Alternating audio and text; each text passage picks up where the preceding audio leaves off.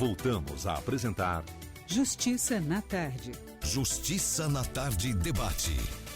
Em Brasília agora são 15 horas e você está em 104,7 FM. A gente com Justiça na Tarde sempre trazendo para você, nosso querido ouvinte, os assuntos que são parte do dia a dia e particularmente as questões de direito que são envolvidas nisso. Esporte é saúde, é algo essencial para a manutenção da qualidade de vida e a expectativa quando você faz uma atividade física é exatamente nesse sentido. Ocorre que a atividade física tem de ser bem administrada. E também quando falamos a respeito do chamado esporte de alto desempenho, sempre há riscos inerentes a cada uma das práticas que têm de ser acompanhadas pelos respectivos atletas, sejam amadores ou profissionais. A morte do ex-boxeador José Adilson Rodrigues dos Santos, o nosso querido Maguila, ela acabou chamando a atenção para um tema que, vez por outra, ele volta ao debate. No caso específico, seria a chamada encefalopatia traumática crônica. Esse tema já foi até utilizado em filmes a respeito, inclusive, do papel de algumas organizações desportivas, fora do Brasil, inclusive, no sentido do conhecimento que não existia ainda em determinada época a respeito das consequências da prática esportiva, especificamente aqui consequências neurológicas. Os nossos convidados de hoje vão abordar exatamente alguns desses aspectos a respeito dos perigos que são inerentes a práticas esportivas e os cuidados que têm de ser tomados e também a questão ética relacionada às organizações desportivas. Eu vou começar perguntando. Aliás, vou apresentar logo nossos três entrevistados de hoje estão aqui. Nós estamos com o Dr. Elton Costa, advogado especialista em Direito Desportivo e Trabalhista, Dr. André Ferreira, médico neurologista e neurofisiologista, e o treinador da Seleção de Boxe de Brasília e professor de Educação Física, pós-graduado em Fisiologia do Exercício Avançado, José Guilherme Guglielmo Santos, o nosso querido Gugu, que está aqui também já de muito tempo de atividade e tem conhecimento de causa a respeito da questão, especificamente aqui do boxe. Mas eu já adianto que podemos falar, inclusive, perdão, a respeito de outros esportes também que têm os seus riscos. Por exemplo, me lembro muito, me falha o nome aqui agora, eu já vou fazer uma pesquisa aqui na internet a respeito de um filme que é estrelado por Will Smith. Eu gosto dessas referências midiáticas porque às vezes facilita para o nosso ouvinte ter alguma referência, mesmo que até os nossos convidados digam, olha, essa referência não é bem assim. Aliás, a ideia é exatamente essa, tirar alguns mitos que porventura existam. Mas no caso especificamente, se falava a respeito de um outro tipo de esporte, que é justamente o chamado futebol americano, que também tem o impacto causado na natureza do esporte e que levava, e não havia um grande conhecimento em determinado momento disso, e que, no entanto, isso começou a se tornar patente e claro, e se tornou motivo até de denúncias. Eu gostaria de começar perguntando ao Dr. Elton Costa com relação a um aspecto muito específico relacionado a, me fale agora qual é o termo que se utiliza a respeito dos riscos que existem e o praticante tem de estar ciente. Isso está previsto no direito, em alguns casos até se assina um termo específico para que ele tenha consciência a respeito dos riscos. O que é exatamente isso, doutor? Explica para a gente. Bom, primeiramente, como perguntar aos ouvintes, a todos na rádio, Cadu, a questão é a seguinte, é que toda vez que você pratica qualquer tipo de esporte, você está diante do que a gente chama de teoria da assunção do risco. Porque toda atividade esportiva ela pressupõe algum risco, já que a gente está ali num contexto de competição física, né? Sendo esporte de contato ou não, a pessoa pode correr algum risco de sofrer algum acidente, ter alguma lesão. Só que nesses esportes, principalmente aqueles que você citou, os de contato e os de combate, que é o caso do esporte que o Maguila se ativava, e o boxe, eu diria que essa ação de risco ela é muito mais complicada, porque diante da regra que obriga que os dois se agridam, quando o atleta observa essa necessidade de ter que machucar o seu oponente, aí ele é dado aquela opção de dizer se ele quer ou não quer ser lesionado. Então é dado um termo para ele que a gente chama de termo de assunção de risco. Isso é um princípio jurídico. Então o atleta abre mão naquele contexto esportivo diante da regra, daquela limitação toda e diz, eu posso ser agredido pelo meu oponente. Isso permite, logicamente, que o oponente dele o lesione, não sendo lesão corporal, e se ele, Deus o livre, vier a óbito também, que ele não seja processado criminalmente. Mas devem ser observadas as regras em relação àquela prática específica. O que acontece, vez por outra, é que não se tem cuidados básicos com a saúde do atleta, não se observam as regras que vêm justamente observando esses cuidados básicos. Por exemplo, a luva tem que ser uma luva adequada. Se o atleta tiver que usar capacete, também tem que ser um capacete adequado. Então não basta apenas dizer que é esporte, você também precisa cumprir aquilo que a regra transformou em esporte. Lembrando que estamos falando de uma luta e talvez seja o princípio mais básico do ser humano, a autodefesa. E diante dessa autodefesa é que nasceu o esporte. Só que a gente veio de um conceito mais puro de defesa, converteu um esporte e a gente não pode regredir para aquilo que não tinha proteção, porque não tínhamos conhecimento na época. Então, o problema é, eu preciso garantir que ele tenha essa proteção, porque ele cedeu para mim o direito dele, né, de não ser lesionado. Só tem o direito de não ser agredida. Mas quem organiza tem que se preocupar também com, havendo aquela permissão do atleta, que ele tenha cumprimento das regras que ele consignou, que aceitaria, no caso, competir diante delas. Eu já passo a palavra agora exatamente ao José Guglielmo Santos, Gugu. Eu sou o Cadu também, então aqui... Cadu, Gugu, então tudo tá bem, tudo certo. beleza, tudo certo. Do início, eu já contei essa história aqui, no início da própria TV Justiça, havia um debate a respeito se seria chamado de Carlos Eduardo Cunha ou Cadu, como as pessoas me conheciam.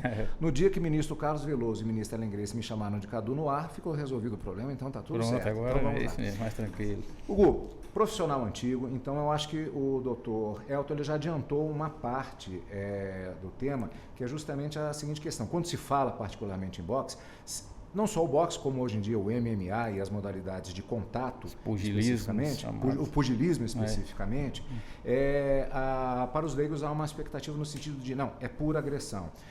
Eu vou fazer uma comparação. Da mesma forma, quando contratamos um advogado, procuramos que seja alguém que seja um especialista na sua área para melhor atendê-lo. Da mesma forma, na hora que se decide a fazer um esporte, também é necessário que haja um profissional que conheça o que está fazendo e lhe dê as orientações dentro desses parâmetros, como o Dr. Elton falou agora.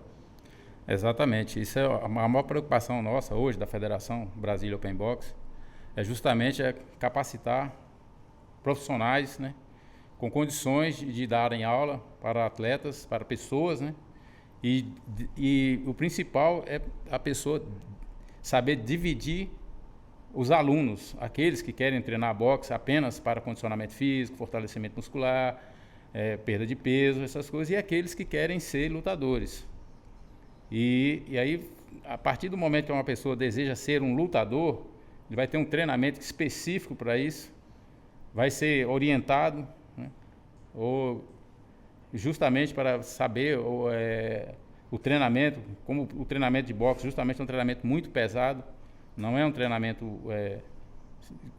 o boxe é considerado o esporte mais exigente do mundo, o boxe é considerado o esporte mais exigente do mundo, porque é muito exigente o boxe. Nesse sentido, eu faço até uma pergunta, porque às vezes há uma certa confusão no sentido de assim, não, o boxe é muito pesado, alguém pode entender que seja por conta das pancadas. Na verdade, o treinamento em si, ele Exatamente. não é... Você não fica batendo uma pessoa na outra o tempo todo. Exatamente. Você tem uma série de treinamentos voltados para a elaboração da sua estrutura muscular, a sua estrutura óssea. Então, durante 1 hora de boxe, por exemplo, a menor parte vai ser dedicada para aquilo que a gente poderia chamar de trocação. O restante é um outro tipo de treinamento. Exatamente. Então, assim, você pode fazer um treinamento 1 semana, treinamento de condicionamento físico, treinamento técnico, e tirar apenas um dia na semana para fazer um treinamento de sparring, né?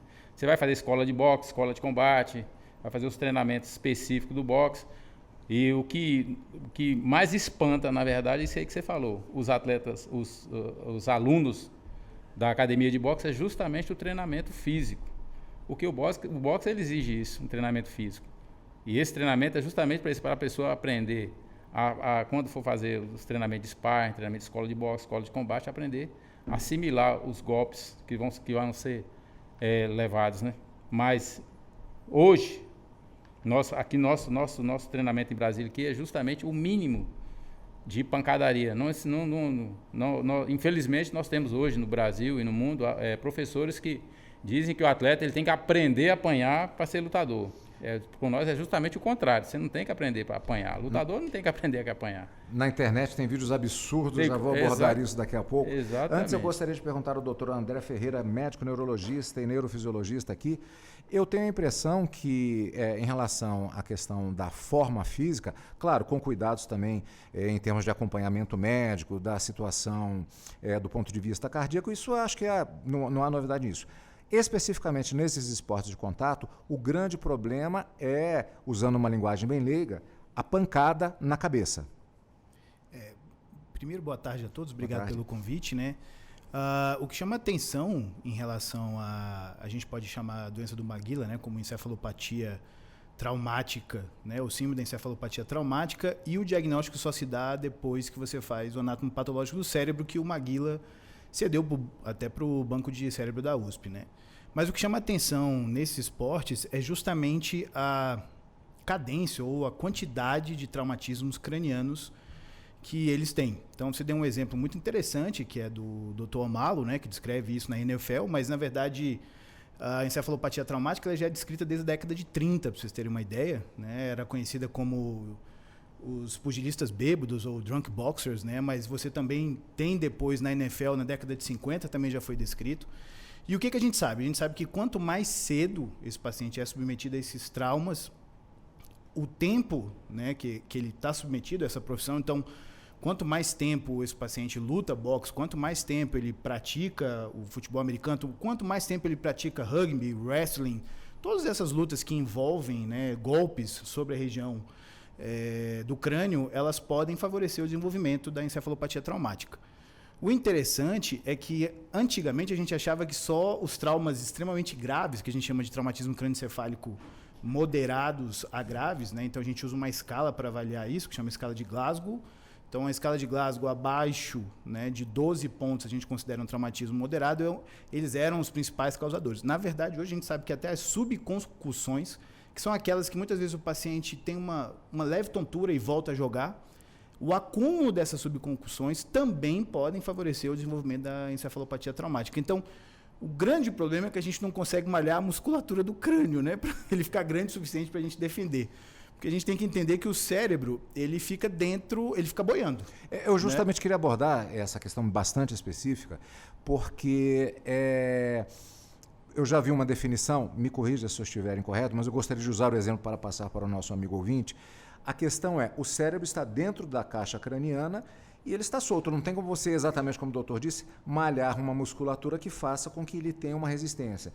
Então, usando um exemplo que já me foi dado, é como pegar e colocar uma bolinha de borracha dentro de um copo, talvez até com água. Se você sacode aquilo, vai haver o impacto daquela bolinha dentro, no copo de vidro. O mesmo aconteceria com o cérebro, havendo aquele efeito rebote. Por exemplo, leva uma pancada, nós podemos acompanhar aqui pelo YouTube também, caro amigo ouvinte, então tem a imagem, mas pelo rádio não dá para reproduzir aqui. Vou fazer um movimento, a minha cabeça vai para trás, o cérebro vai, mas ele tem um rebote, ele chacoalha lá dentro. Isso é o que causa a lesão? Seria essa uma definição ou é muito simplista essa colocação? Não, eu acho que essa comparação ela é perfeita, é isso mesmo que acontece. Quando você tem esse fenômeno de contragolpe dentro do cérebro, esse contragolpe ele gera uma energia cinética que ele é capaz de rasgar os axônios, tá, do corpo celular dos neurônios, que a gente chama de lesão axonal difusa. Tá? Então, se você tem esses traumatismos repetidos ao longo do tempo, é isso que vai acontecendo com esse paciente. Então, a sua comparação é perfeita, é isso mesmo. É um copo, é uma bola dentro de um copo. Eu queria aproveitar justamente a presença do Gugu aqui, porque a gente tem a oportunidade de ver a questão neurológica, propriamente dita, descrita, e também, claro que como atleta do boxe, em determinados momentos, alguma pancada às vezes pega. Aí eu queria lhe perguntar a respeito da sensação, justamente em determinado momento. Foi como o doutor disse. Bom, já fui praticante também, então, às vezes a pancada nem te machucou a pele, você está inteiro, mas essa colejada dá aquela tontura. É uma descrição precisa? Realmente a descrição precisa sim, né? Porque tem aquela pancada, né, que eles batem bem contundente, as pancadas que a gente chama que são socos contundentes, né? Apesar de você estar bem condicionado a absorver essas pancadas, mas você sente esse impacto, né? Essa movimentação da cabeça, do cérebro mesmo, sente. Né? Tem até às vezes dá até aquele certo... um mínimo, aquele tonturazinha assim, básica, mas você... mas está tudo bem, continua. Está tudo bem, né? continua. E realmente é esse impacto mesmo. Inclusive, eu lembro, já vi até em aula mesmo, as pessoas discutindo em outras artes, inclusive aquela questão.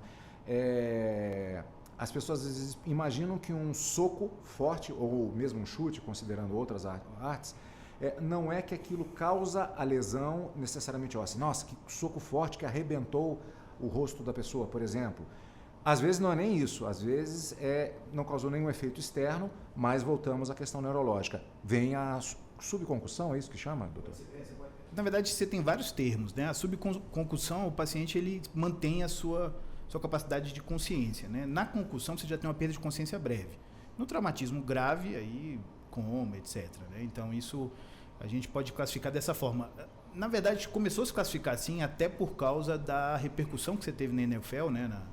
Na Liga Americana de Futebol Americano, porque eles começaram a ter um cuidado redobrado, né? Foi até interessante porque a partir da descrição do Omalo, lá em 2007, é muito até sintomático que o artigo demorou muito tempo para ser publicado, né? Então houve toda uma defesa aí dos donos da NFL para isso, e a partir daí você teve protocolos rígidos. Então a gente sabe, por exemplo, o jogador americano que cai e ele tem uma concussão grave, que o juiz testa, ele não consegue responder na hora, 2 meses de afastamento. Ele sai do jogo 2 meses.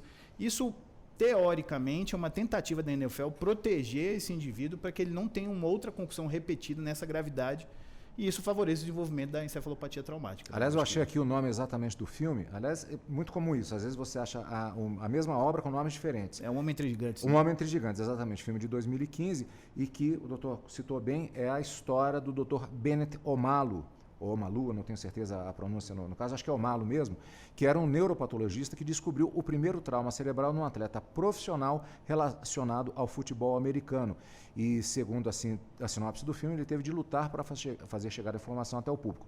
O filme, pelo menos, retrata, talvez o doutor conheça até o caso real, houve uma resistência muito grande por parte das entidades esportivas, no caso os times de futebol americano, no sentido de aceitar essa colocação e minimizar os efeitos, embora já houvesse diversos casos registrados. E aí eu volto ao Dr. Elton com relação exatamente a essa questão. Houve não apenas nesse caso nos Estados Unidos, mas talvez no mundo todo, inclusive no Brasil, uma evolução do direito no sentido de se regulamentar toda essa situação, não apenas do ponto de vista do direito desportivo, mas também trabalhista. Estamos falando, no caso de atletas profissionais, de uma relação de trabalho. Com certeza. Na verdade, a gente precisa até colocar a atualização da lei, né? A Lei Pelé, que é a nossa Lei 9.615/98, ela não tinha a visão de que o atleta da luta era profissional. Porque ela dizia o seguinte, que o profissional era aquele que tinha o famoso contrato especial de trabalho desportivo, o CEDT.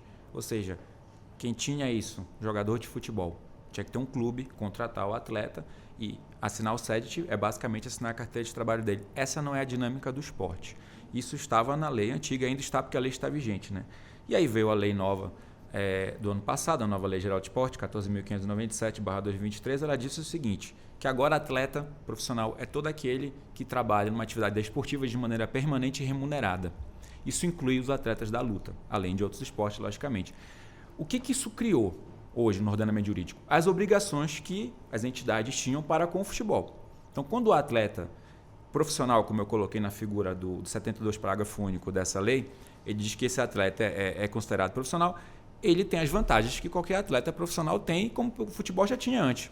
E dou aqui a elas, né? O exame, tem os exames e o seguro de vida e de acidente. Então, hoje, o atleta da luta, para lutar, e é uma advertência que eu faço aos eventos, ele precisa ter um seguro de vida e de acidente. Ele precisa fazer exames.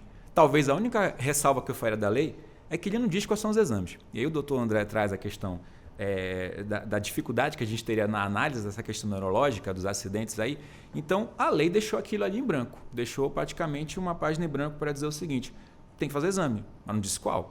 Então, a gente ainda falta complementar isso aí para ter uma previsão legal que realmente garanta a segurança e a gente consiga analisar e não tenha que esperar como aconteceu com o Maguila, né? Esperar o pobre Maguila virar óbito para a gente de novo vir discutir essa questão, porque tem muita gente precisando de suporte nesse sentido agora. Hugo, há uma questão, inclusive, relacionada ao universo das artes marciais, que é uma questão fortemente cultural E quando eu digo cultural, é de diversas manifestações culturais com os diversos tipos de arte marcial.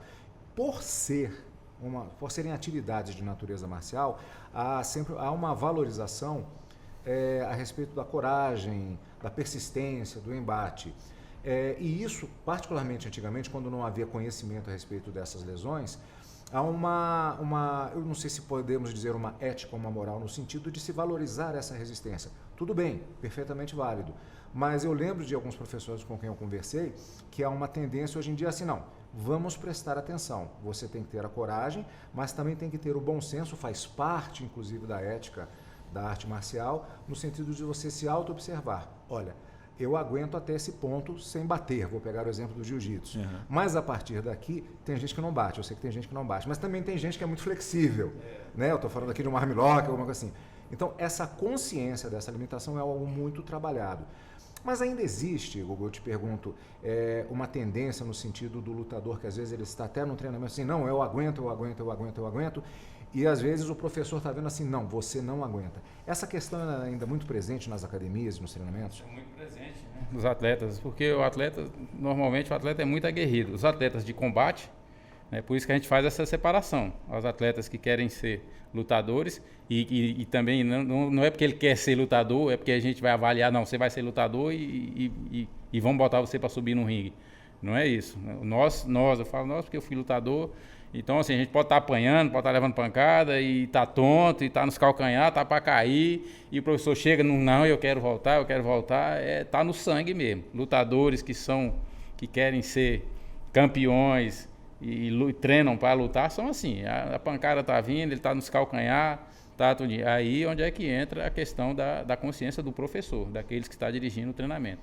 Nesse sentido, inclusive, um dos papéis dos professores é justamente ele fazer o desenvolvimento da técnica. Eu lembro de professor bastante conceituado em termos de arte marcial, ele falou assim, não, eu tenho que levar ao limite, mas eu tenho que dar a técnica.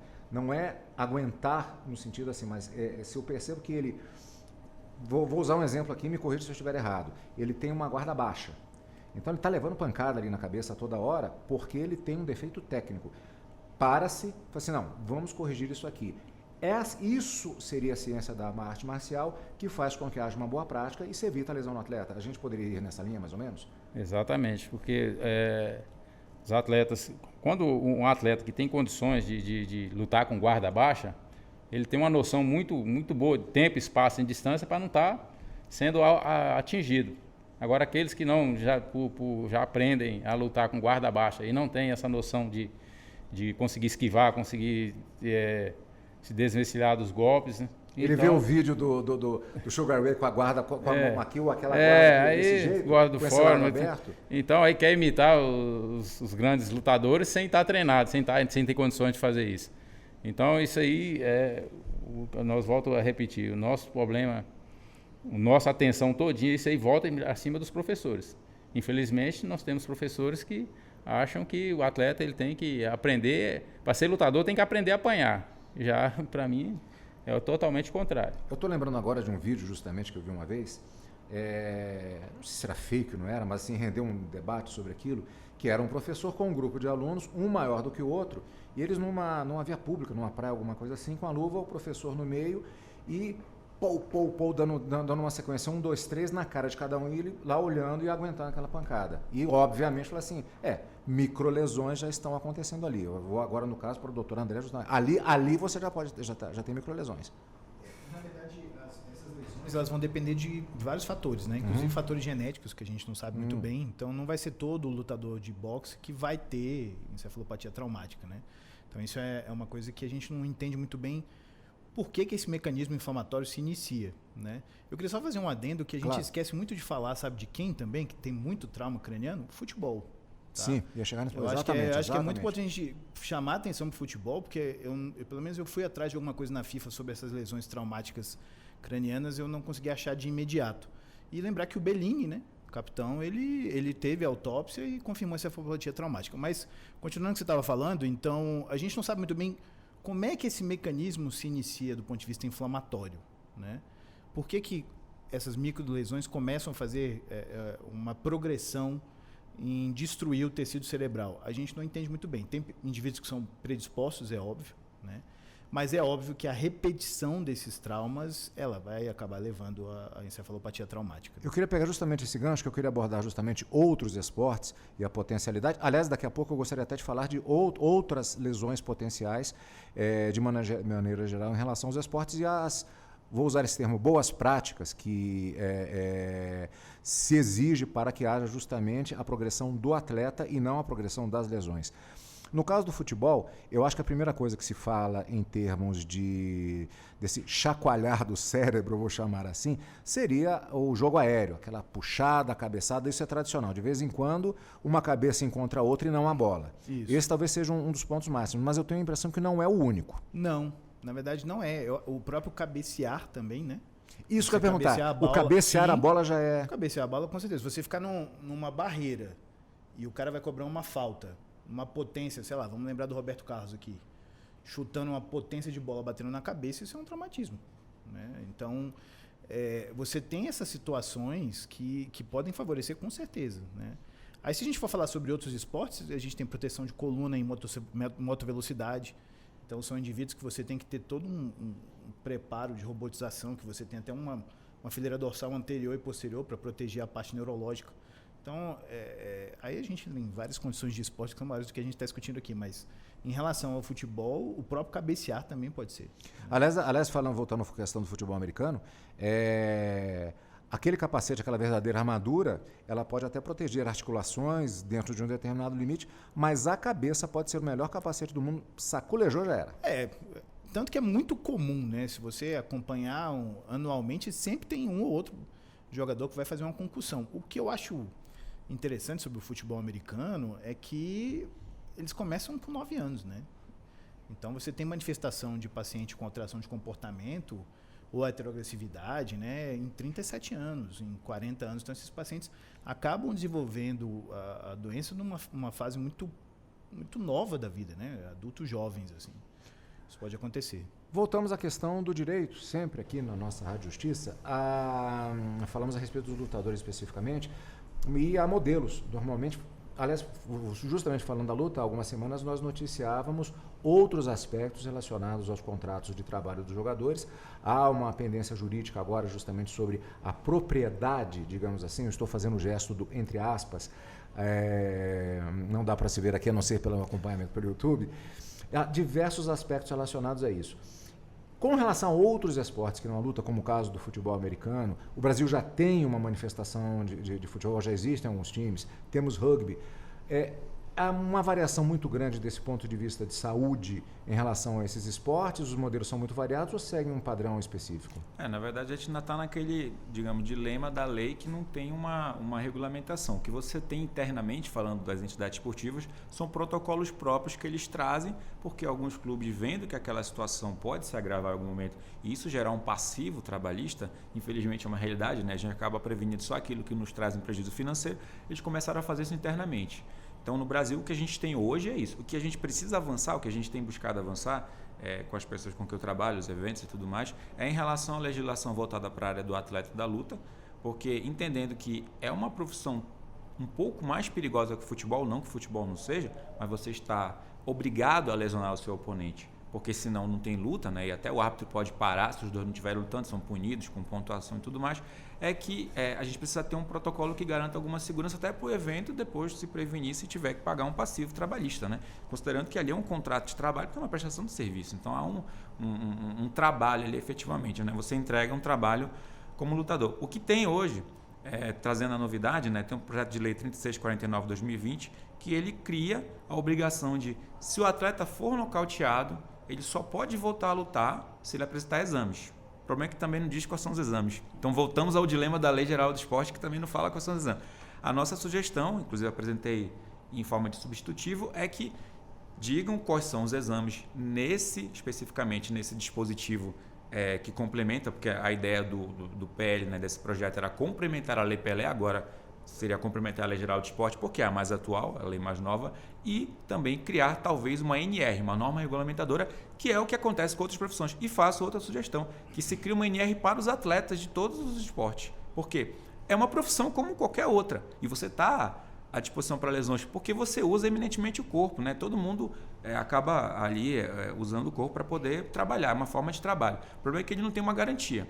O atleta termina um contrato com o clube, como acontece com todos os nossos lutadores aí, no caso do atleta do futebol, ele vai embora e aí as sequelas ficam e tem que entrar com uma reclamação trabalhista. E ele ganha. Se isso acontecer também com o pessoal da luta, considerando que a pessoa lutava por um promotor que explorava a atividade econômica dele, ele deveria receber também, porque, por analogia, ele tem o mesmo direito. Todos somos iguais, então os atletas são todos iguais. Então, imagino que em algum momento que haja ali uma reclamação nesse sentido, né, uma busca pela justiça, para que isso possa ser esclarecido e algum atleta acabe ganhando, né, o seu ressarcimento, como foi o caso do UFC agora nos Estados Unidos, né, os atletas estão pedindo justamente isso. E aí, essa questão vingando, isso acaba virando uma lei, né? Acaba realmente fazendo com que a lei pegue e a gente tenha uma garantia maior para os atletas nesse ponto da segurança. Agora, Gugu, uma questão que é muito discutida desde sempre é com relação justamente aos aspectos técnicos, inclusive se compararmos artes diferentes. E justamente nessa questão do debate da segurança, também há argumentos em determinadas situações, não só com relação à segurança, mas uma série de outros motivos sobre a possível descaracterização das respectivas artes. Então, por exemplo, uma modalidade de contato é o karatê. Aliás, eu diria os karatês, porque são tantas federações, são tantas modalidades, tantos estilos e a diferença muitas vezes, às vezes por razões culturais de cada luta, ela está diferenciada na regra. Me perdoem os aficionados se eu disser alguma bobagem aqui, mas, por exemplo, vou fazer uma comparação aqui, da comparação como diletante, né, que sou. Assumindo que apenas o gosto do tema o que faz a armadilha com que eu diga eventualmente alguma bobagem, talvez até com base na internet, mas vamos lá. Por exemplo, a modalidade chamada Kyokushinkai, que é do Karatê, que tem como previsão, é uma modalidade chamada as modalidades duras, e que não vale soco no rosto, mas vale chute. Então, de vez em quando, você vê um espetacular nocaute com base, um martelo rodado ou não, que pega. Outras modalidades, inclusive eles têm aquela troca de lutadores que ficam muito perto um do outro e uma troca constante de socos na região do tórax. Daqui a pouco a gente vai perguntar se isso faz mal também, tá, doutor? Mas que ali eles são treinados até um entrar ali, mas eventualmente lá vem o pé, pega na cabeça e o camarada vai para o chão. Eu vou para uma outra modalidade mais suave, me desculpem os adeptos novamente, o taekwondo olímpico. Aliás, que foi um esporte que teve que se adaptar também para ser aceito como esporte olímpico. Só que de vez em quando tem aquele chute que vem lá rodado, pega na cabeça e pof. Só que eu estava falando com o Gugu, mas antes eu quero saber a respeito dessa diferença, mas eu vou perguntar para o doutor André. A diferença desses tipos de impacto que eu descrevi, eu vou tentar sintetizar de uma outra forma. Vamos lá. O que é mais perigoso? Um esporte que não vale soco na cabeça, mas vale um martelo rodado, um tora torotiagui, como eu falo no taekwondo, um mawashi, alguma coisa assim, um chute? Como é que fica, na sua experiência neurológica, com relação a essas diferenças? Na verdade, o mecanismo de trauma ele é muito semelhante, né? E o local... o local que você derruba alguém é a região da têmpora, né? Quando você consegue acertar exatamente, né, na união dos ossos, do osso temporal com a mandíbula, você consegue fazer um deslocamento da região temporal e isso faz com que você perca a consciência. Tá? Soco na testa, por exemplo, vamos dizer assim, ele não tem o mesmo efeito. Ele não vai ter o mesmo efeito que você pegar na região temporal, que é mais sensível, porque, na verdade, o lobo temporal, ele consegue levar um impulso elétrico a ponto de fazer com que você perca a consciência.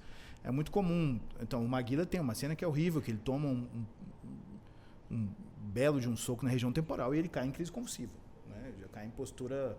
Então, essa região, e é uma região propícia para um martelo. Se você parar para pensar, porque o martelo ele vem da lateral. Então, na verdade, um mecanismo é igual o cruzado. Né? Então, na verdade, não muda muito. Eu só não consigo entender muito porque que não soco e pé. Para mim é a mesma coisa se você tem a mesma região que você pode submeter o trauma. Existe um argumento também, eu volto aqui com o Gugu, existe um argumento que é defendido, assim, acho que agora os praticantes adeptos vão me perdoar, porque eu sei que existe esse argumento, que seria mais difícil, teoricamente, um chute acertar a cabeça do que um soco. Vale esse argumento também? Realmente é mais difícil mesmo nocaute com chute do que soco, né? Porque ali a ideia do lutador é estar sempre buscando frontal do adversário, socando. E um chute, normalmente, ele vem assim, aquela... É necessário uma habilidade acima da média para se poder acertar. Não tem essa efetividade tão grande de chute como de soco, né? Então, é por isso que é raro. São raros os nocautes de chute. Eu penso, assim, o doutor falou, e eu concordo com o doutor falou, assim, mas assim, o chute, um chute bem dado, acho que o peso o trauma é o mesmo, né, doutor? Só que o mecanismo do trauma é o mesmo. O chute, eu acho que é um peso maior, dependendo de quem chuta, né? Bem maior do que um soco, né? Com o braço. Inclusive, algumas das lutas mais, me perdoem o termo, animadas, geralmente são os pesos mais leves, são muito ágeis, são lutadores muito ágeis. E as lutas que tem mais nocaute são os pesos pesados, exatamente pela força do impacto. Eu vi uma luta há muitos anos atrás, eram 2 pesos plumas, se não me falha a memória, eram tailandês, chinês, esses lutadores que são mais... Então, eles lutaram 12 assaltos ali, que foram assim, incríveis ali, cada um deve ter levado pelo menos 500 pancadas. E quando acabou essa luta, todos os dois saíram internados, todos os dois saíram de coma. Mas é porque são leves as pancadas, entre aspas, assim, leve para eles, né? Que são, como eles conseguem assimilar muita pancada, né? Peso pluma ali, 48 quilos cada um, são bem treinados, então assim, eles trocaram pancada 12 assaltos o tempo todinho, mas assim, é muito, mesmo conseguindo assimilar a pancada, assim, eles dois ficaram bem prejudicados, os 2 atletas. Não sei se a gente pode falar assim publicamente, porque de repente está entregando algum segredo, mas vamos lá. Como é que se aprende a assimilar uma pancada? Como é que se dá isso? Nosso treinamento é o seguinte, para assimilar a pancada. Primeiro nós começamos a treinar leve. Nós começamos a fazer o trabalho que a gente chama de trabalho de sombra, começar a tocar devagarzinho, vai tocando, vai aprendendo a assimilar. E uma coisa para nós, treinadores, o doutor pode me ajudar, auxiliar nesse sentido, a questão do protetor de boca. Os lutadores, os jogadores de futebol americano, nós temos o meu ídolo do Cruzeiro, Fábio, nunca entrava no campo de futebol sem um protetor de boca, porque diminui, o doutor pode me ajudar nesse sentido, o protetor de boca, ele diminui o impacto na cabeça, né? Que você tá com a boca. Não protege só os dentes, não, só os dentes. A finalidade de proteção. Todo mundo tem a noção de que é só proteção dentária. Não. Ele ajuda a aliviar também essa progressão mandibular, né, para as regiões temporais. Tanto que é outro golpe que você apaga alguém é você bater de cima para baixo. No upper. Você faz o upper e você consegue apagar da mesma forma. Então o protetor ele tem essa função. Tanto que o boxe olímpico que tem, né, embaixo também a proteção, não é? Não tá tendo mais o protetor de cabeça, não tem mais. Não tem mais, né? Mas tinha, né? Mas tinha protetor de cabeça.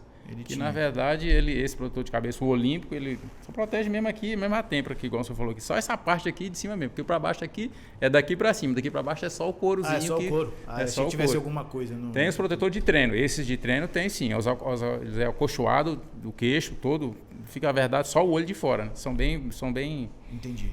Protegidos mesmo. Por sinal, essa questão dos equipamentos, eu ouvi um questionamento uma vez que foi feito a respeito do tamanho da luva do MMA. E que a afirmação que foi feita e de imediato rebatida, dizendo o seguinte: não, mas as luvas do boxe, elas são de tantas onças, elas são mais... aumentam a proteção. Aí eu lembro que alguém fez essa afirmação e alguém de pronto rebateu. Não é bem isso. Inclusive a luva de boxe, ela, segundo essa versão, estou colocando ela aqui para saber se esse debate foi correto, ela é mais macia, ela diminui o impacto do ponto de vista ósseo, digamos assim, mas a percussão ela é até mais perigosa em relação a essa movimentação do cérebro, igualmente também a questão da própria proteção facial, no sentido de que o impacto ele acaba sendo até mais perigoso. É isso mesmo? Acredito que não, porque são a luva... As luvas de luta são 10 onças. E as luvas de treinamento são em torno de 12, 14, 16 até 18 onças. São luvas específicas para treinamento, justamente para aliviar o impacto, né, nos atletas. Então, inclusive eu vi uma entrevista dos lutadores do MMA dizendo que a luva de boxe é muito pior do que a luva do MMA, porque não sei o que e tal, assim. São os caras assim que eu te falo, cada um quer puxar a pessoa. Com certeza. Mas é lógico que não, porque é um negócio daquele aqui, couro cru, aquele negócio, couro duro. Porque quando você encaixa aqui na mão, que fica preso aqui na mão assim, é pior do que a luva de saco. Aquilo é pior do que a luva de saco. E o cara dizer que uma coisa daquela... A luva de boxe é bem mais protegida. A luva de 10 onças é a luva de luta, né? E a luva de treino são de 12, 14, 16, até 18 onças, até mais. Então, assim, ela alivia muito a pancada na cabeça. Amortece bastante, isso aí com certeza. Doutor André? Olha, isso aí eu teria que ser especialista em boxe e MMA para dizer. Engraçado, mas é isso mesmo, o pessoal do MMA, aliás, eu já vi até a versão que diz assim, não, é muito mais perigoso você lutar dessa forma do que você lutar até com a mão nua, porque o camarada... acho que são aqueles mitos que surgem, talvez.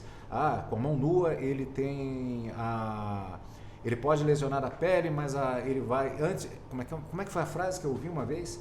A mão nua, ele toma mais cuidado para não quebrar a mão e com a luva ele não tem essa medida e acaba afetando.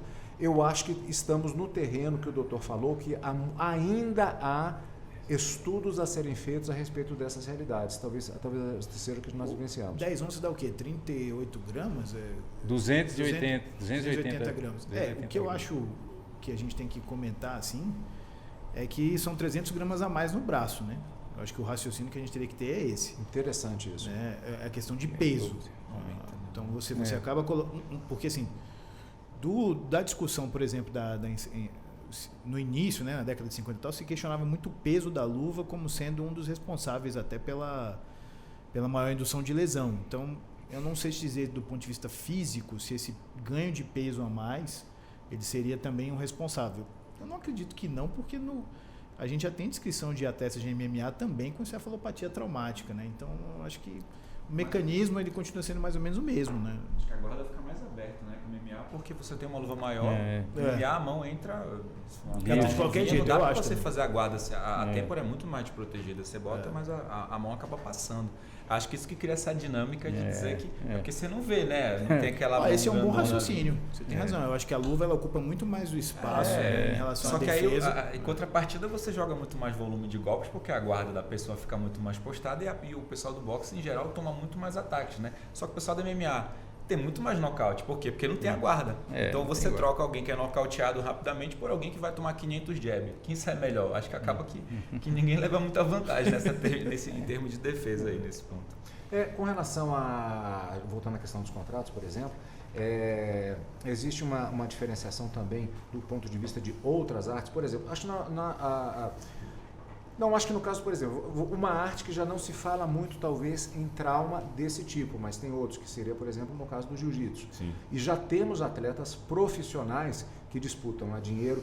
Como é que está essa questão do ponto de vista? Há uma questão trabalhista ou os atletas que vão, por exemplo, disputar um torneio em Abu Dhabi, que já vale dinheiro, eles são tidos como profissionais, contratados? Como é que funciona essa dinâmica? Primeiro, o caso deles aí, existe uma permissão na lei, né? Lá na lei geral, já tinha na lei Pelé, na lei geral, que não tem vínculo empregatício se você disputa uma partida eventual. Isso aí para qualquer esporte. Então, se a pessoa vai lá em Abu Dhabi fazer uma lutinha, né? Com todo respeito à luta, logicamente, eu tinha que fazer uma luta única ou competir num único evento, tá tudo certo, ele não vai ter um vínculo empregatício. O problema é quando ele faz aquele famoso contrato que a gente vê aí, foi o caso do Bochecha, né? Que discutiu isso aí na internet, acabou que ele ganhou a luta, faz aquele famoso contrato com exclusividade. Aí o atleta não recebe nada para ficar esperando, se lesiona treinando, às vezes toma um monte de nocaute lá no treino, né? O que é a pior parte, às vezes é mais fácil a luta, porque ele finaliza em 1 minuto, mas ele apanha muito para ele poder chegar lá. Só que ele não ganha lá para treinar. Mas isso está no contrato, ele está exclusivo esperando tocar o telefone. O telefone toca, o atleta pode estar até lesionado, mas ele vai dizer o seguinte: poxa, eu não estou ganhando nada. Se eu disser não porque eu estou machucado, o que eu faço? Vou ficar com a minha lesão e vou embora. Isso acontece com muita gente. O Alex Poitin agora fez 3 lutas, se eu não me engano, 4 em um ano, 3 só esse ano. Ele estava com o dedo quebrado em 2 delas. Só que o dinheiro era muito grande para ele poder aceitar, aliás, não aceitar a luta, né? Então ganhou uma fortuna aí, mas também o que ele não gerou de lucro para o evento. Então, a gente tem esse desequilíbrio. O atleta vai estar lesionado, tem uma obrigação de lutar, né? Seja MMA, seja jiu-jitsu. O boxe já é diferente, porque a legislação do boxe ela já é aquela legislação única, né? Você faz uma luta só e não tem obrigação de ficar cumprindo esse tipo de contrato. Mas aí a pessoa, diante dessa situação, ela se vê impedida a lutar mesmo lesionada. Às vezes tomou um nocaute, né? Às vezes ela tomou um nocaute. Você vê o caso agora do Mike Tyson. O Mike Tyson ia lutar em julho, marcaram agora para o final do ano, porque dizem que ele teve um acidente ali num voo, né? Que ele teve uma questão lá de... parece que foi coluna, uma coisa assim. Só que o pessoal disse que ele tomou um nocaute no treino. Falaram que foi nocaute no treino. Não explicaram bem qual foi a questão, mas é muito dinheiro em jogo para ele falar, não quero lutar.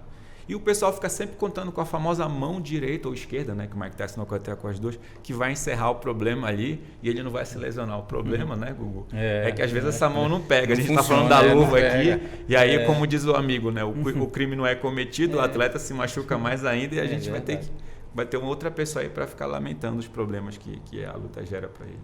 Eu gostaria de perguntar para os nossos 3 entrevistados com relação o nosso foco tem sido em relação especificamente à questão da encefalopatia, mas há outros riscos que existem também de outros tipos de lesões. Começando especificamente no boxe, eu tinha perguntado a respeito dessa questão da preparação, especificamente da região do tronco, por exemplo. Há mais segurança na preparação ou há riscos inerentes também? E, aliás, eu vou citar até uma situação. Falávamos agora há pouco do nosso atleta aqui de Brasília também, o professor Autossérgio Batista, que é da área, trabalha na área de comunicação também. E fazendo treino com ele, certa vez, se fala muito a respeito da pancada na cabeça, da resistência e tal. E tem o... Como é que chama aqui? Quando tem o fígado e tem o baço. O baço. Aí eu perguntei para ele assim, vou te mostrar. Não fez nada demais, assim, mas ele dá uma pior do que na cabeça, viu? Pelo amor de Deus, que coisa desagradável. E ele estava facilitando. Quais as possibilidades de consequências, inclusive em relação a esses outros golpes que fazem parte da sistemática e que a finalidade, como disse o Dr. Elton aqui, é justamente levar à desistência ou ao nocaute do adversário. Esses outros golpes também, eles têm um potencial de lesionamento? Como é que funciona isso? Eu acredito que tem sim, porque dependendo eu estou falando porque eu já levei uma pancada bem forte, não só chute, né?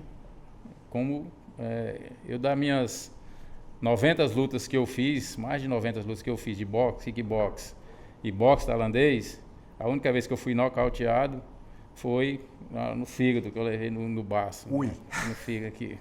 Foi no baço mesmo. Foi uma pancada que eu levei, que eu sentei, levantei, mas assim, você levanta, você não respira, não tem ação. A alma estava lá em cima. Assim, pior do que ponta de queixo. E assim, outra vez, agora essa foi em treino, que eu levei também, outra no fígado também, que depois eu mijei sangue. Então, assim, pancada muito forte, com certeza pode... O doutor pode explicar melhor que a gente o que é umas pancadas que pode... A gente sai um pouquinho da neurologia, mas acho que dá para falar um pouquinho. Assim, o que acaba acontecendo é que você favorece hemorragia interna, né? Você pode fazer hematoma no baço, hematoma no fígado. Você pode fazer hematoma no ureter ou rim, tá? Dependendo. Porque o gradil torácico de um indivíduo muito treinado como é um boxista, dificilmente você vai conseguir levar a quebrar uma costela. Mas a região do abdômen, mesmo tanto que vocês treinam, né? Eu sei que o boxeador ele tem um abdômen que não é normal, né? Mas assim... Mesmo uma pancada igual a do Mike Tyson, bem dada na região do baço ou fígado, ou até da região do rim, você pode levar a hemorragias internas. Então, existe no boxe especificamente, você pode ter hemorragia interna, sim. Eu não consigo imaginar uma pancada do Mike Tyson em qualquer parte do corpo. Um carro batendo a 50 km de você por hora. Do Mike Tyson, eu queria o cérebro dele morto, porque eu tenho quase certeza que ele tem encefalopatia traumática. Pensa nas reações que aquele cara tem. Morde a orelha... Né? Tem uma drogadição definida. Já naquela época. Porque ele já tinha uma estrada. Alteração de comportamento. Eu sou um daqueles neurologistas que, o dia que ele morreu, eu queria o cérebro dele para dar uma olhada. Ninguém comenta isso do Michael Tyson. Né? Ninguém fala isso. Porque o cara gerou tanto dinheiro que você não conversa abertamente se ele não é um cara que tem encefalopatia traumática. Agora, se você parar para pensar no comportamento, na vida dele, desde a idade que ele começou a praticar, e ele tem todo o estereótipo do cara que vai desenvolver encefalopatia. Ele era um lutador peso pesado, nanico, então ele tomava muito murro de cima para baixo, né? Fez várias lutas com lutadores excepcionais, com mão muito pesada, com vários tipos de comportamento. mais jovem na época dele, né? Ele era muito jovem, né? Então, assim, E ele acabou ficando longevo no boxe pelo fato dele conseguir derrubar muito rápido. Quando ele começou a não derrubar rápido, é que ele começou a ter quando ele parou de treinar, pronto. Foram só 5 lutas. Eu não sei se ele não tem encefalopatia traumática, que o cérebro dele eu queria avaliar. Isso é uma questão curiosa, porque há muita afirmação com relação ao próprio comportamento dele e de outros lutadores, associada a questões sociológicas, teve uma infância difícil e tal. Pesa, claro, no comportamento, mas será que isso não é potencializado exatamente em função disso? Olha, Cadu, eu acho que essa conversa ela é ótima, porque nos jogadores de futebol americano, você também tem essas alterações de comportamento, e é interessante que eles têm um nível alto de suicídio nesses pacientes de encefalopatia traumática. Então, assim, será que realmente isso tem só a ver com uma origem ou isso tem a ver com a doença? Né? Eu acho que o questionamento que a gente tem que fazer é esse, provavelmente tem a ver com a doença mesmo, entendeu? Doutor Elton, vamos mudar um pouquinho o foco aqui, que a gente falou essencialmente de atletas adultos, quero ser um atleta e tal. Pais e filhos que têm a intenção de tirar uma carreira desportiva ou apenas querem frequentar uma academia. Há cuidados que podem ser tomados, primeiramente do ponto de vista até jurídico? Sim, todo mundo tem responsabilidade porque diante de um menor de idade, né, tanto os pais quanto aquelas pessoas que são treinadores estão diante da lei, né, a Estatuto da Criança e do Adolescente garante proteção deles em relação às lesões. Então tem que maneirar muito quando você tem um atleta em formação. Isso eu falo do atleta em formação. Agora tem a questão da recreação da criança e inclusive já teve casos aí de lesão de criança em lutas de judô, que o professor projetou a criança se machucou, isso chegou no STJ. Não, porque era excludente, porque o professor, ele tinha... aliás, o aluno sabia, quando escreveu, que ia se machucar. A questão é a seguinte, você é a pessoa mais hábil ali, né? Sendo professor de boxe, sendo professor de judô, e se há risco de lesão, lembrar o seguinte, a gente começou falando da assunção de risco. Eu, como adulto, tenho 41, se eu entro numa academia, eu sei o que eu estou... Aquela história para usar uma gíria, assim, eu sei onde eu estou me metendo. Mas uma criança não. O pai dispõe da criança, deixa a criança à disposição ali para ela ser educada. Então, uma projeção de um adulto mais pesado, portanto, muito mais ali capaz de lesionar, ela pressupõe o risco que a criança não assumiu. Então, eu não posso pegar a criança e projetar, que foi o que aconteceu. O professor projetou a criança se lesionou. E aí veio dizer, não, mas não paga a indenização porque a criança estava ali treinando e é o risco. Não, mas ele não pode assumir. E vale para todos. Aconteceu com ele, teve a condenação ainda nos materiais e tal. Mas isso para toda a profissão, aliás, para toda a formação, seja que você busque apenas a questão recreativa, que é uma garantia da lei, né? A criança tem direito a uma recreação, isso é uma garantia para todos, mas mais ainda, em especial a figura da criança, mas ela tem direito a essa proteção. Então, observar os professores que, quando for lidar com menores de idade, ali, os absolutamente incapazes, eu falo aqui, tomar cuidado com as técnicas, né? Porque se a gente domina aquela arte marcial, seja judô, boxe, karatê, como o Cadu mencionou, taekwondo, a gente não pode ir lá e lesionar a criança e falar, não, isso aqui eu estou te formando, você vai se machucar. Diferente da Tailândia, né? Na Tailândia, com 3 anos, a criança já luta Muay Thai porque ela está condicionando a perna. Porque Muay Thai é uma profissão na Tailândia, você é um lutador profissional. Tem lutador que luta a cada 2 semanas, tem gente que luta toda semana. Eles estão formando um atleta. E é um país mais pobre. Então, às vezes, é a única forma de economia que uma família vai ter. É uma ascensão social. E né? isso é uma forma deles. Então, a gente não pode pegar o exemplo e falar, não, vou fazer aqui também, na minha academia, o menino chuta a parede com 3 anos. Lá, o menino já vai formando, acho que até biologicamente falando, ele já nasce meio que pronto, porque todo mundo já tem alguns anos, já estão formando. Então, eles acabam herdando isso do pai. Não é o caso do Brasil. A lei não permite. Então, por favor, não faça os seus alunos aí mirins, né, chutarem a parede para igual lá o filme do o Tong Po lá do Van Damme, o grande dragão branco. Isso mesmo. Tem professor que ainda faz isso hoje? Tem maluco para todo lado ainda. Infelizmente nós temos assim, porque nos treinamentos, igual o doutor falou, assim, não deveria ser, mas nós temos mais lesões de treinamento do que nas lutas, né? O cara, quando ele sobe e treinamento, as pessoas fazem um treinamento, às vezes, né? O professor está aí dirigindo um treinamento e os atletas ficam meio displicentes.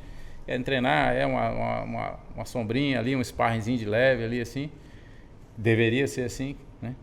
Porque eu, nos meus 38 anos de boxe, eu não acredito que um cara, para ser um bom lutador, ele tem que subir no ringue, fazer um sparring, para chegar lá, querer arrancar a cabeça do outro e também para levar pancadas lá para aprender. Não, você tem que estar bem treinado para subir no ringue. Então, vai chegar, vai fazer um treinamento.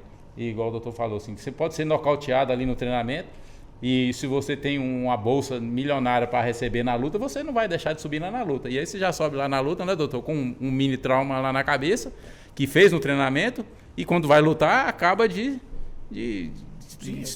estourar o que... Acaba de inflamar aquilo que já estava inflamado. Já está inflamado. Então, assim, os treinamentos são justamente isso. Protetores de cabeça, coquilhas, luvas maiores, de 14, 18 onças, e treinamento direcionado. O treinamento tem que ser técnico. Nosso treinamento é técnico, não é treinamento de força, treinamento de nocautear, para arrancar a cabeça, para mostrar superioridade. Não é isso, você tem que mostrar a técnica. Superioridade técnica, condicionamento físico. O nosso lema do boxe é isso, é tocar e não ser tocado. É isso, o boxe é isso, é tocar e não ser tocado. Então, o melhor treinamento que você faz é estar tocando seu adversário e não ser tocado. Não é querer chegar lá e espancar, eu vou espancar eu tenho sparring. O Mike Tyson era assim, né? Então, sparring para ele tinha que ser trocado toda semana. Toda semana tinha que ser sparring para ele. Isso é de maca, né? Isso é de maca. Então, é diferente. Depois, quando ele começou a ser nocauteado nos sparring, né? Que isso aí ninguém fala, mas eu sei, que eu acompanhava. Quando ele começou a ser nocauteado nos sparring, ele já aliviou. Parou de querer arrancar a cabeça dos outros lá. Mas justamente isso aí. Nosso treinamento de sparring, treinamento de pré-luta, é um treinamento técnico. O condicionamento físico é manopla, é saco. Aí você quer botar força, tem saco de pancada lá para você botar força. É treinamento com peso, a gente faz treinamento com peso, treinamento de manobra, treinamento físico. Força é treinamento físico. Treinamento de luta, de combate, de treinamento, de sparring, é treinamento técnico. Velocidade, resistência, potência, isso. Nada de querer mostrar força, arrancar a cabeça de ninguém. Eu acho que todo mundo aqui já lembra mais ou menos, ou ouviu falar, as gerações mais novas, isso vai ficando um pouco diluído. Hoje em dia, falar de artes marciais, Kung Fu, boxe tailandês, Wushu, há uma informação até por conta da própria internet. Mas quem há 40 anos já milita, já acompanhou isso, então deve lembrar que, na verdade, isso era um universo absolutamente desconhecido no mundo ocidental. Eu faço referência, por exemplo, o que já até é tema de filme hoje em dia também. Eu lembro do famoso seriado com o David Carradine, que era o Kung Fu. As pessoas pensavam que Kung Fu era o nome do personagem. Que era o Kwai Chan Kane. Eu acho que todo mundo aqui, pelo sorriso aqui, todo mundo viu isso. Era o gafanhoto. É gafanhoto, exatamente. Até hoje faz parte, isso foi incorporado à cultura ocidental. Na mesma época, aliás, quem conhece isso sabe que quem deveria ter feito o personagem seria o famoso Bruce Lee. Só que pelas questões raciais da época, ele acabou sendo, um dos pais da ideia, pelo que eu sei, e ele acabou sendo defenestrado e optaram pelo David Carradine, e fizeram uma adaptação de roteiro. Todo esse universo era muito desconhecido antes no Ocidente, e aí você começa a ter um boom disso culturalmente, isso começou a ser incorporado na cultura ocidental. E muitos mitos, falamos até agora há pouco de um filme justamente dessa época. E as pessoas tinham muito aquela visão estereotipada de mestres que fazem aquilo, saem voando. Tem até uma versão, mas que já é aceita como o tigre e o dragão, que o pessoal voa, mas todo mundo sabe que aquilo é uma liberdade poética. Mudou muito ao longo desses anos, internamente, a visão até dos alunos que chegam, ou ainda tem gente que vai estar chegando lá que acha que vai começar a tocar a música do rock e ele vai começar a subir a escada. Ainda acontece isso? Acontece, infelizmente ou infelizmente acontece, porque as pessoas gostam, né, dos filmes antigos, rock balboa, né, essas coisas, dessas músicas, essas coisas assim. Então, não no boxe, esse pessoal voltado para o arte marcial, né, chinesa, né, o tailandês, essas coisas assim.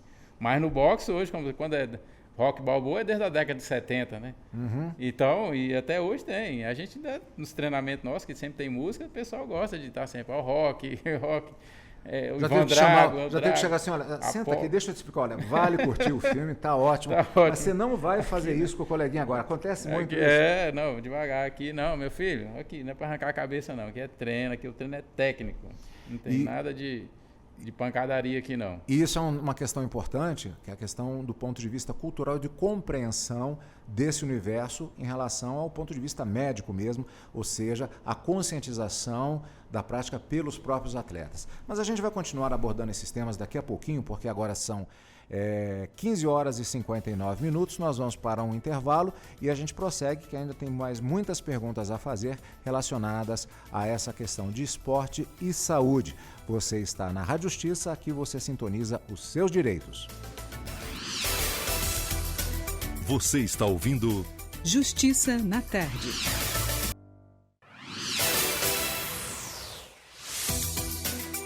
Voltamos a apresentar Justiça na Tarde. Justiça na Tarde Debate. Em Brasília agora são 16 horas e 8 minutos. Nós estamos com o nosso programa Justiça na Tarde, debate hoje com relação à questão da saúde no esporte. O gancho principal foi exatamente a partir da morte do ex-boxeador Maguila e a questão dos danos causados em atletas não apenas profissionais, particularmente do ponto de vista neurológico, as famosas pancadas na cabeça.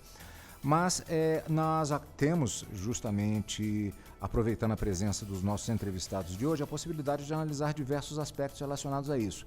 Antes de perguntar do ponto de vista médico, eu gostaria de perguntar ao Dr. Elton com relação aos demais riscos que existem em outros esportes. Falamos agora há pouco do futebol, mas qualquer atividade ela tem a possibilidade inerente de se causar lesões. Especificamente, um dos cuidados que normalmente se toma é, por exemplo, a apresentação de atestados médicos. Sim. Só que eu me lembro justamente que ficou mais difícil para mim a apresentação de atestado médico a partir do momento que eu cheguei numa determinada idade. Porque antigamente, e isso era uma prática muito comum, a ida, por exemplo, e isso eu estou falando porque eu conheci várias pessoas que fizeram isso. Já não existe mais, mas isso parece que houve um cuidado maior. Aqueles consultórios médicos ali para atestado para... Como é que chama? É que eu não quero citar o nome eu não estou querendo citar o nome da entidade para evitar uma questão de processo, embora eu acho que nem exista mais. Bom, citando especificamente, estou cheio de pruridos aqui, mas vamos lá. Você chegava lá, assim, você vai fazer atestado para quê? Para a prática de educação física, por exemplo. Você tem algum problema? Não, não tem nada. Dor de cabeça? Não, tudo bem. Fuma? Não. Bebe? Não. Mentira, tudo isso. Aí o cara pega e te dá um atestado dizendo que você é apto à prática de educação física, ou seja, apenas o cumprimento de uma burocracia. Claro. Eu digo que isso ficou mais difícil depois de um certo tempo, porque parece que foi ficando naturalmente, houve uma consciência maior, mas ao mesmo tempo, a partir de uma certa idade, assim, peraí, o senhor tem quantos anos? Tantos anos? Não, então o senhor tem aqui a indicação de exame X, exame Y, teste de esteira, porque a assinatura do médico e de repente você descobre que tem uma condição cardiopática e tem um infarto durante a prática, é um problema sério. Isso é uma cultura que tem se alterado ao longo do tempo e a previsão legal ela é cada vez mais severa em relação a situações como essa. Sim, e levando em consideração, como eu falei, que a lei já acha que o atleta da luta é um profissional, isso tende a, digamos, a fechar mais o cerco para quem não toma cuidado. Começando pelo que você falou, Cadu, o atleta pode trazer exame, mas eu advirto aos eventos que façam os próprios exames. Estamos diante de alguém que vai prestar serviço, então a responsabilidade é minha. O atleta quer mais lutar, às vezes até lesionado, né? Como eu falava aqui com o Hugo agora há pouco. Então, imagina um trabalhador que chega para trabalhar e traz o próprio exame e fala, não, então vem, eu estou assumindo o que ele tiver. Então eu levo ele para o médico do lado da minha empresa, ele faz a avaliação e ele diz ou não se ele está apto a começar a trabalhar, porque às vezes ele pode ter uma doença pregressa e realmente ser incompatível com o cargo que ele vai exercer. Com o lutador é a mesma coisa. Eu trabalho com algumas entidades que fazem essa regulamentação e volta e meia, infelizmente, não vou citar nomes, mas os atletas trazem esses exames aí que você acabou, né? A gente traz aqui o famoso exame fake. Inclusive, hoje com as modernidades, né, a tecnologia permite isso, você consegue sobrepor assinaturas e tal, mas dá para ver claramente que é falso, que o exame é falso. Por quê? Porque o atleta não está em condição de lutar, mas ele também não está em condição de recusar a bolsa. O problema é que ele se apresenta ali de uma forma falseada, né, documentalmente falando, a gente não pode permitir que ele lute porque a gente vai assumir o risco do trabalho. Lembrando que um evento desportivo de luta, ele tem um risco econômico ali envolvido e que coloca ele numa posição de ter que assumir qualquer consequência que o atleta tenha. E até, trago aqui, doutor André, até essa discussão do Maguila, porque isso aconteceu em outros, falando de exames, né, isso aconteceu aí para outros trabalhadores, né, que só depois que foi descoberto que eles tinham uma lesão, considerando que o fato gerador da lesão do Maguila foi a luta, a gente fala no trabalhista que só vale a partir do momento que a gente descobre a lesão. Então, se eu descobrir que o Maguila tinha semana passada, quando eu começar a avaliar, será que eu não posso pedir ressarcimento dos eventos que exploraram a atividade do Maguila, seja aqui, seja fora do Brasil? Eu entendo que isso não está prescrito, porque a própria lei diz que isso tem que ser a partir do momento da lesão, da ciência da lesão. Então, um amigo meu me trouxe esse questionamento, a gente tem esse debate aí. Eu agradeço aos amigos que trazem as perguntas para que a gente possa fomentar o debate. Mas o problema ali no caso dele você descobriu agora a lesão, tá lá. Ah, mas o Maguila já morreu. Pois é, mas a gente falava aqui do dano em ricochete. Os herdeiros teriam direito a uma avaliação melhor no sentido de ter um ressarcimento pela lesão. Se ele lutou, e quem luta, no caso aí, está explorando atividade como profissional, ele trouxe algum benefício econômico para quem lutou para ele. A pessoa recebeu por isso, mas ela não ressarciu ele, como é o caso em outras modalidades, futebol ou até em outras profissões, você não ressarciu a pessoa pelo dano que você provocou a ela. A luta tem muito disso, parece que o dano é tão inerente que a gente não quer cobrar o dano. Não, faz parte. O Google está falando aqui, o pessoal quer apanhar, mas não está nem. O problema é que ele tem que ser ressarcido, porque em algum momento aquilo vai onerar alguém, nem que seja aqui o SUS, né? Então, eu acho que é uma discussão moderna, uma discussão interessante. Lembrando novamente, não deixem os atletas trazerem os exames e digam que vocês estão bem com os atestados lá de aptidão física, né? Porque depois o preço pode ser muito mais caro, pode custar uma vida. Como é que fica a questão? Vou insistir aqui. Doutora, já quer falar alguma coisa? Não, porque o Elton chamou a atenção para uma coisa que é muito interessante. Para você ter uma ideia, Elton, a gente só faz o diagnóstico de encefalopatia traumática no cara morto. Você ainda não tem definições clínicas, de quadros clínicos específicos para dizer que o cara está sofrendo. Eu não sei se você entendeu o que eu quero dizer. Sim. Então, na verdade, ele pode estar começando a ter manifestações da encefalopatia que a gente ainda não definiu clinicamente quando é que começa. Então, isso é muito interessante. O fato gerador foi a luta, mas eu descobri depois da luta. E eu posso entrar com a ação depois de eu descobrir o dano. Sim, eu posso ter evidências do dano, mas eu não tenho uma comprovação científica. Agora eu tenho. Estudaram, viram que ele tinha o problema, e aí, de repente, alguém pode ter interesse em buscar isso aí, um ressarcimento, até para um efeito de conscientização, porque tem o efeito pedagógico da punição, né? Nesse ponto. Isso é o que tem ocorrido de alguns tempos para cá? Já ocorre? Já há essas situações? Nos Estados Unidos, sim. No caso do UFC, você vê o processo dos atletas contra o UFC desde 2014. Eles disseram que, a gente falou das questões contratuais, os atletas alegaram que as lesões que eles receberam lá, eles nunca foram ressarcidos. Temos o caso do Anderson, que eu falava com o doutor fora do ar, mas o Anderson ele teve uma cobertura muito grande. Ele falou que todo o tratamento dele custou mais de $500 mil. Só que tem atleta que se quebrou lá e não teve nada de ressarcimento, não só no UFC, como em outros eventos. Então, eles entraram com a ação, cobrando não só salários que eles deveriam ter recebido, porque teve uma supressão salarial que eles trazem no processo, né? Como também gastos com medicamentos e com tratamentos que eles não tiveram e continuam até hoje tendo essa necessidade. Você vê o caso do Wanderlei Silva que falou lá no processo, Verdun também, né? O Fabrício Verdun falou, os campeões aí são os que mais se arrebentaram, né? Para usar uma expressão bem específica, porque são os que mais lutaram em alto nível contra gente, pessoa de alto nível. Você não é campeão se você não lutar com quem não tem a condição de te machucar seriamente. Então, isso aconteceu lá. O UFC vendo uma situação que poderia mudar o contrato, discutimos sobre o contrato, que poderia alterar a forma como o negócio é feita, porque ele é que cria a forma no mundo inteiro, ele inspira outros eventos. Inclusive tem uma cláusula lá no contrato do UFC que diz que o atleta não vai receber nada se ele morrer. Imagina as outras lesões. Eu já até trouxe isso em artigos, vários artigos, até compartilho depois se seus amigos quiserem. Diz o seguinte, que o atleta se machucar ele não recebe nada, mas o evento cobre. Eles têm seguro, só que tem uma cláusula dizendo que se morrer não vai receber nada. Tem uma cláusula lá no contrato. O problema essa cláusula é aplicável? Não. O UFC não quer testar a aplicabilidade dela. E aí ele negociou um valor muito menor, né? Estava em $6 bilhões o processo, negociou $375 milhões, que não é pouco, mas considerando uma gama ali de 1.200 lutadores, não parece ser um valor suficiente para ressarcir quem tem um prejuízo ali que é constante, que fala... Você vê os lutadores aí em vídeos, né? Eles falam... assim, gaguejam, não falam, as expressões não são sintomas claros, né, doutor André, de que ele teria. É o caso do Mike Tyson. A gente só vai saber quando morrer. Aí vai ser outro processo. Então, o problema aí realmente é um problema que, com o tempo, ele tende a gerar uma discussão bem interessante. Mas a gente tem essa situação acontecendo aí e só o futuro dirá. Mas a gente, nesse debate, é que a gente já está realmente tentando fomentar que isso aconteça desde já, para não ter que ter outros exemplos, igual o Éder e o Maguila aí, né? A gente falou especificamente do caso dos problemas cerebrais, mas assim, me lembro agora o caso do zagueiro esquerdo, que morreu em campo. Eu não sei como é que ficou essa discussão, se já havia a constatação de uma doença precedente, existe até o termo técnico para isso, de um mal, uma doença que já existia anteriormente a uma determinada situação.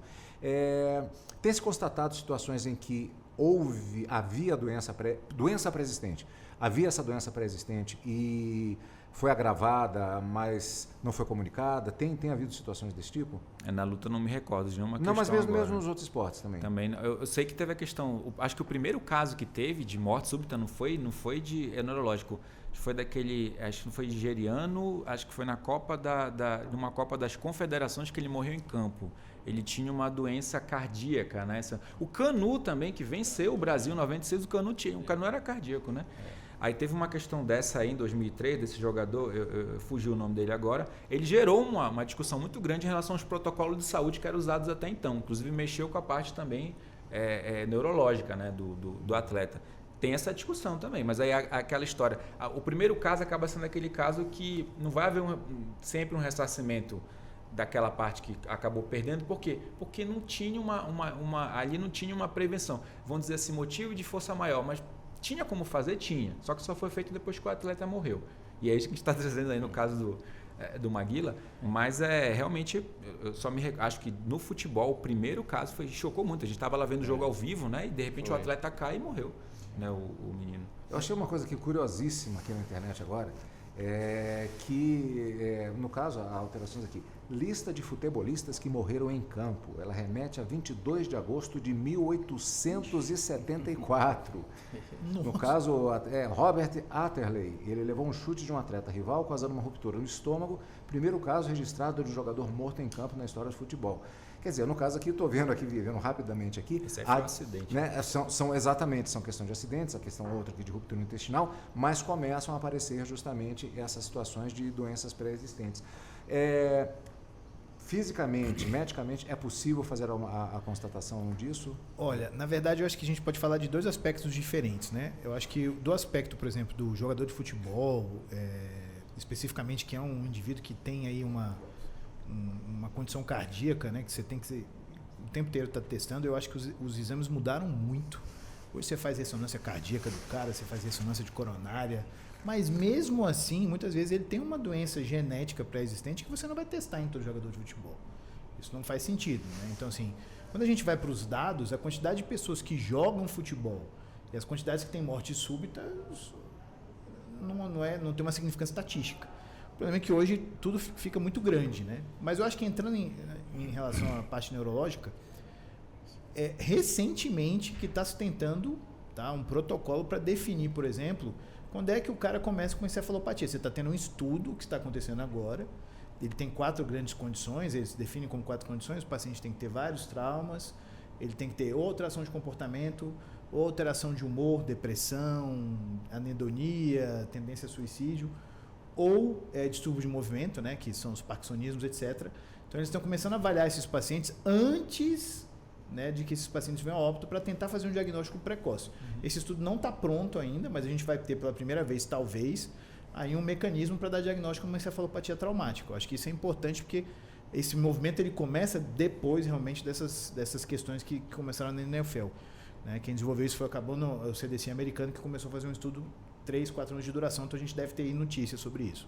Gugu, como é que fica a situação do treinador considerando tudo isso ali no corner? Você está lá com o seu atleta, é uma luta bastante aguerrida, uma luta bastante agressiva, em jogo um título, e aí a gente tem aquela imagem que não é só uma imagem, se considerarmos que o que a gente vê, por exemplo, hoje em dia, a mídia permite isso, você vai lá, o camarada coloca o microfone e ouve o treinador dando aquela chamada nele, isso acontece mesmo, isso não é coisa de filme. Acontece. Como é que fica a cabeça do treinador com um atleta ali nessa situação, considerando tudo isso que a gente está falando hoje? Meu professor viajou comigo, assim, eu fiz 49 lutas amadoras. Meu professor deve ter me acompanhado Eu fui em 5 campeonatos brasileiros, ele só me acompanhou em nenhum campeonato brasileiro. Meu professor, ele fumava, inclusive ele morreu por causa de cigarro. Não morreu de luta. Assim. Desculpe rir, mas Ele não morreu isso de mesmo. luta. E aí eu estava lá no banheiro, no alojamento aquecendo, e ele estava lá fora fumando. E aí o vento jogava fumaça de vez em quando aqui para mim. Professor, para esse cigarro aí, tá vindo esse cigarro aqui. Ele falou, rapaz, se concentra na luta aí. Você vai ver quando você for treinador. Quando você for treinador, você vai ver. Quer dizer, eu estava mais tranquilo do que ele que estava lá fora. E hoje eu sei o que ele... Como eu sou treinador hoje, quando o atleta está lá lutando, disputando um título mundial, e você fica lá arrancando cabelo que nem tem. A preocupação nossa é muito maior do que quando eu era lutador, ficava tranquilo, minha pressão nunca deu acima de 10/8, era sempre tranquilo. Era sempre isso aí. Mas hoje, se fosse medir minha pressão hoje lá com um atleta meu para subir no ringue, lá a preocupação é muito grande. A gente fica lá, tá lá sentado no banco assistindo a luta e a mão tá indo para um lado, a mão tá indo para o outro, a cabeça lá gritando, grita, a gente não pode gritar muito, porque é proibido você estar gritando lá, mas escapole o tempo todinho, porque você quer que o atleta ganhe de qualquer jeito. E aquela preocupação de levar um golpe, levar um contragolpe e tal, como acontece, o atleta está ganhando do boxe amador, são 3 rounds. Ganhou os 2 primeiros rounds, o terceiro round ele está indo para cima, a gente gritando, não vai para cima, administra a luta, e não sei o que, você fica naquela preocupação muito grande. Então, assim, você sofre muito mais como treinador do que como lutador. A preocupação nossa ali é muito grande com o atleta em todo sentido. Dele não se lesionar, dele não ser nocauteado, não machucar, né, e ganhar a luta. Então, a preocupação do treinador sim, com o atleta. Nossos atletas são como filhos para a gente. Eles são filhos mesmo e a gente trata ali num carinho muito grande os atletas, assim como os atletas tratam a gente também. Já tomou algum susto como treinador? Da mesma maneira que você falou agora, que tomou uma pancada no baço e levantou, mas a alma levantou mais ainda, foi lá para o céu. Alguma na situação como treinador, acompanhando algum atleta seu, já aconteceu isso? Já Nossa, aconteceu. Como é que foi isso? O atleta ser nocauteado e você fica ali com... O coração vai na boca e volta e você sente.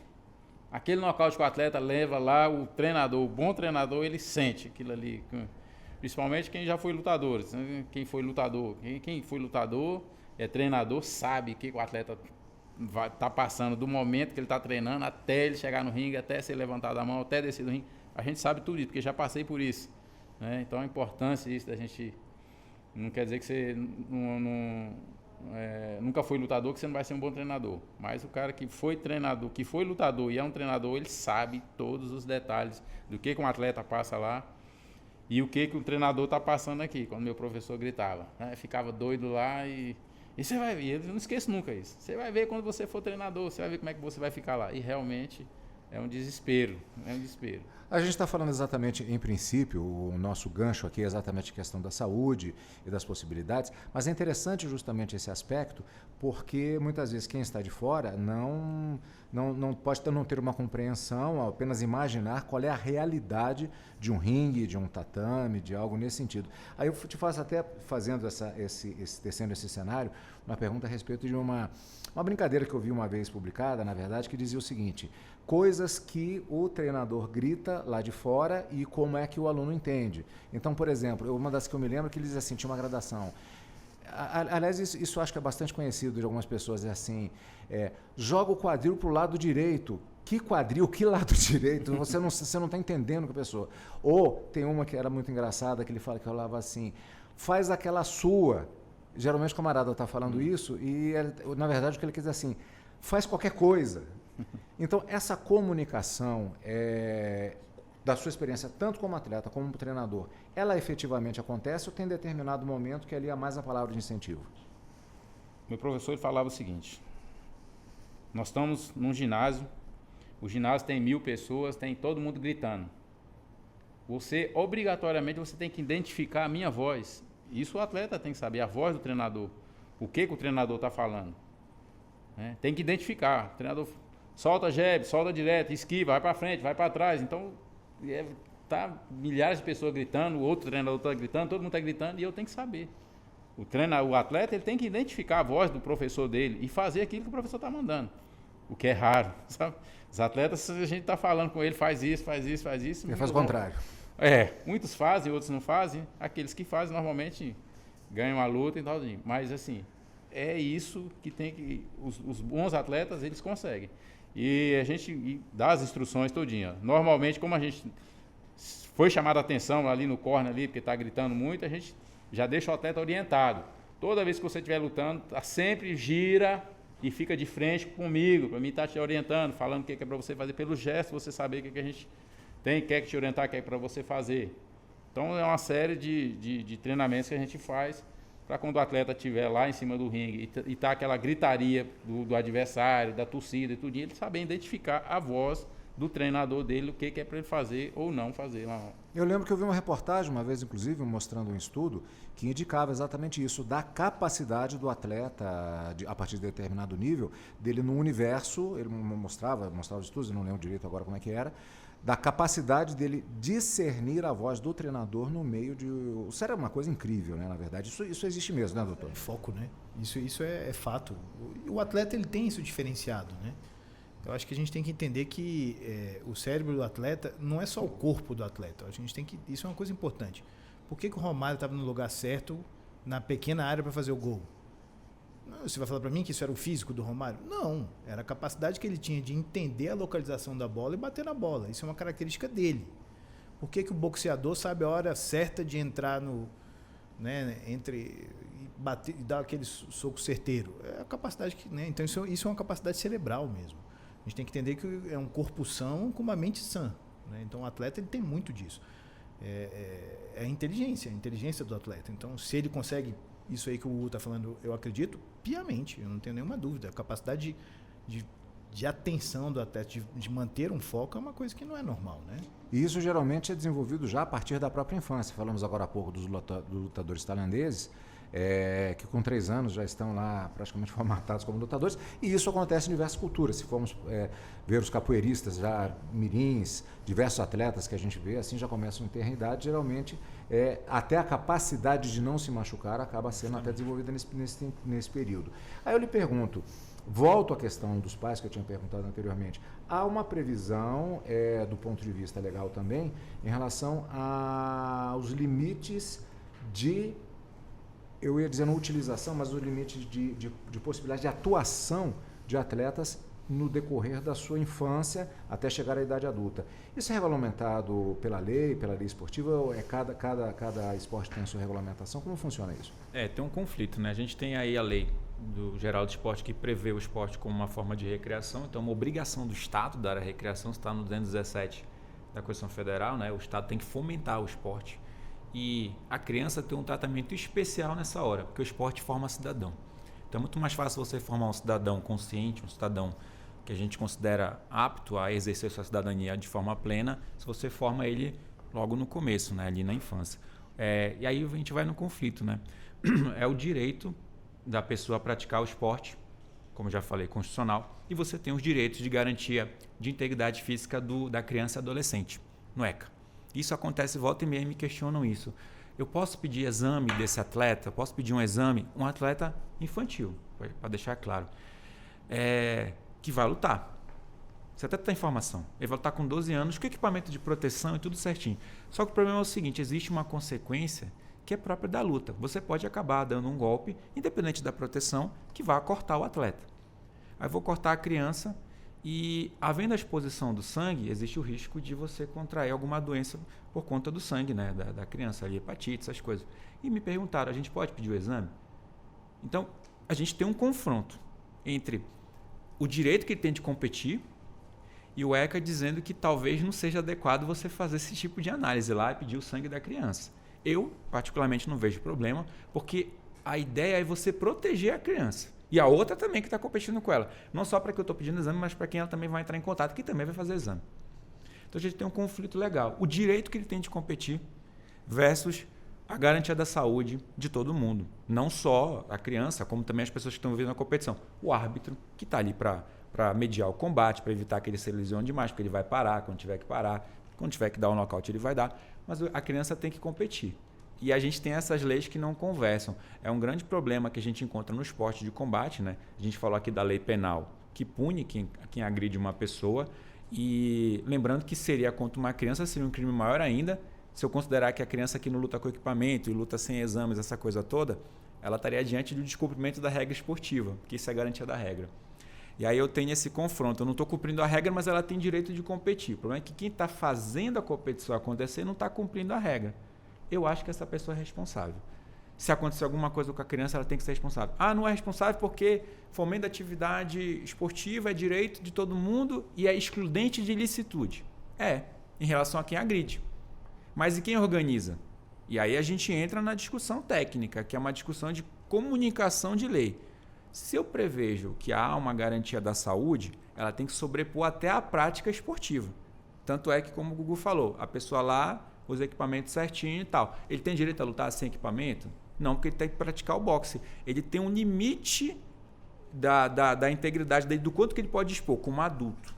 A criança não tem esse limite. Isso é indisponível. Como seria para qualquer outra atividade profissional. Estava falando disso com o doutor fora do ar.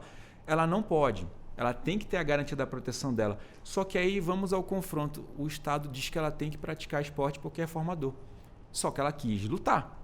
Ou eu perco um atleta que pode ser uma pessoa ali na formação, que seja um cidadão consciente, muito útil, pleno, que seja uma pessoa ali que ajude a sociedade, né, através do esporte, da prática, seja do jiu-jitsu, do boxe, ou eu não formo um atleta, não formo a criança, tira essa opção que às vezes é uma aptidão que ela trouxe, e acabo por não cumprir a lei plenamente. Eu não estou cumprindo o que a Constituição diz, direito à vida, à saúde e à felicidade. Então é o dilema aí, digamos. Vamos passar para o universo adulto, já numa outra questão, justamente sobre esse negócio dos exames. Isso já teve muita polêmica. Por exemplo, a realização de exames anti-AIDS em atletas de esportes de contato, principalmente lutas no caso. E um outro exemplo mais recente que foi muito polêmico, que é o caso do Djokovic. E a questão do exame de Covid, até a acusação de que ele teria apresentado exame falso. Aliás, ele foi preso. Como é que está essa discussão hoje em dia? Hoje em dia a pandemia foi embora, né? E teve as proibições, até banimentos, né, de quem não cumpriu os protocolos. Isso eu falo da questão esportiva. Na época realmente era muito necessário. O que a gente tem hoje aí são os protocolos já prontos, né? Você viu que na época das lutas do UFC, ele foi o único evento que teve ali lutas ao vivo, porque ele colocou todo mundo numa bolha. Né, pegou o pessoal, levou para Abu Dhabi, colocou numa ilha e o pessoal lutava lá, não tinha como pegar a Covid. Inclusive teve atleta que trouxe gente que não tinha feito o exame. Ele acabou fazendo ali, funcionou o protocolo, aos poucos todo mundo foi voltando. E o que a gente tem hoje em dia são os protocolos já garantidos. Em relação à pandemia que foi superada, eu espero que não volte, né? A pandemia, felizmente, foi superada nesse ponto esportivo.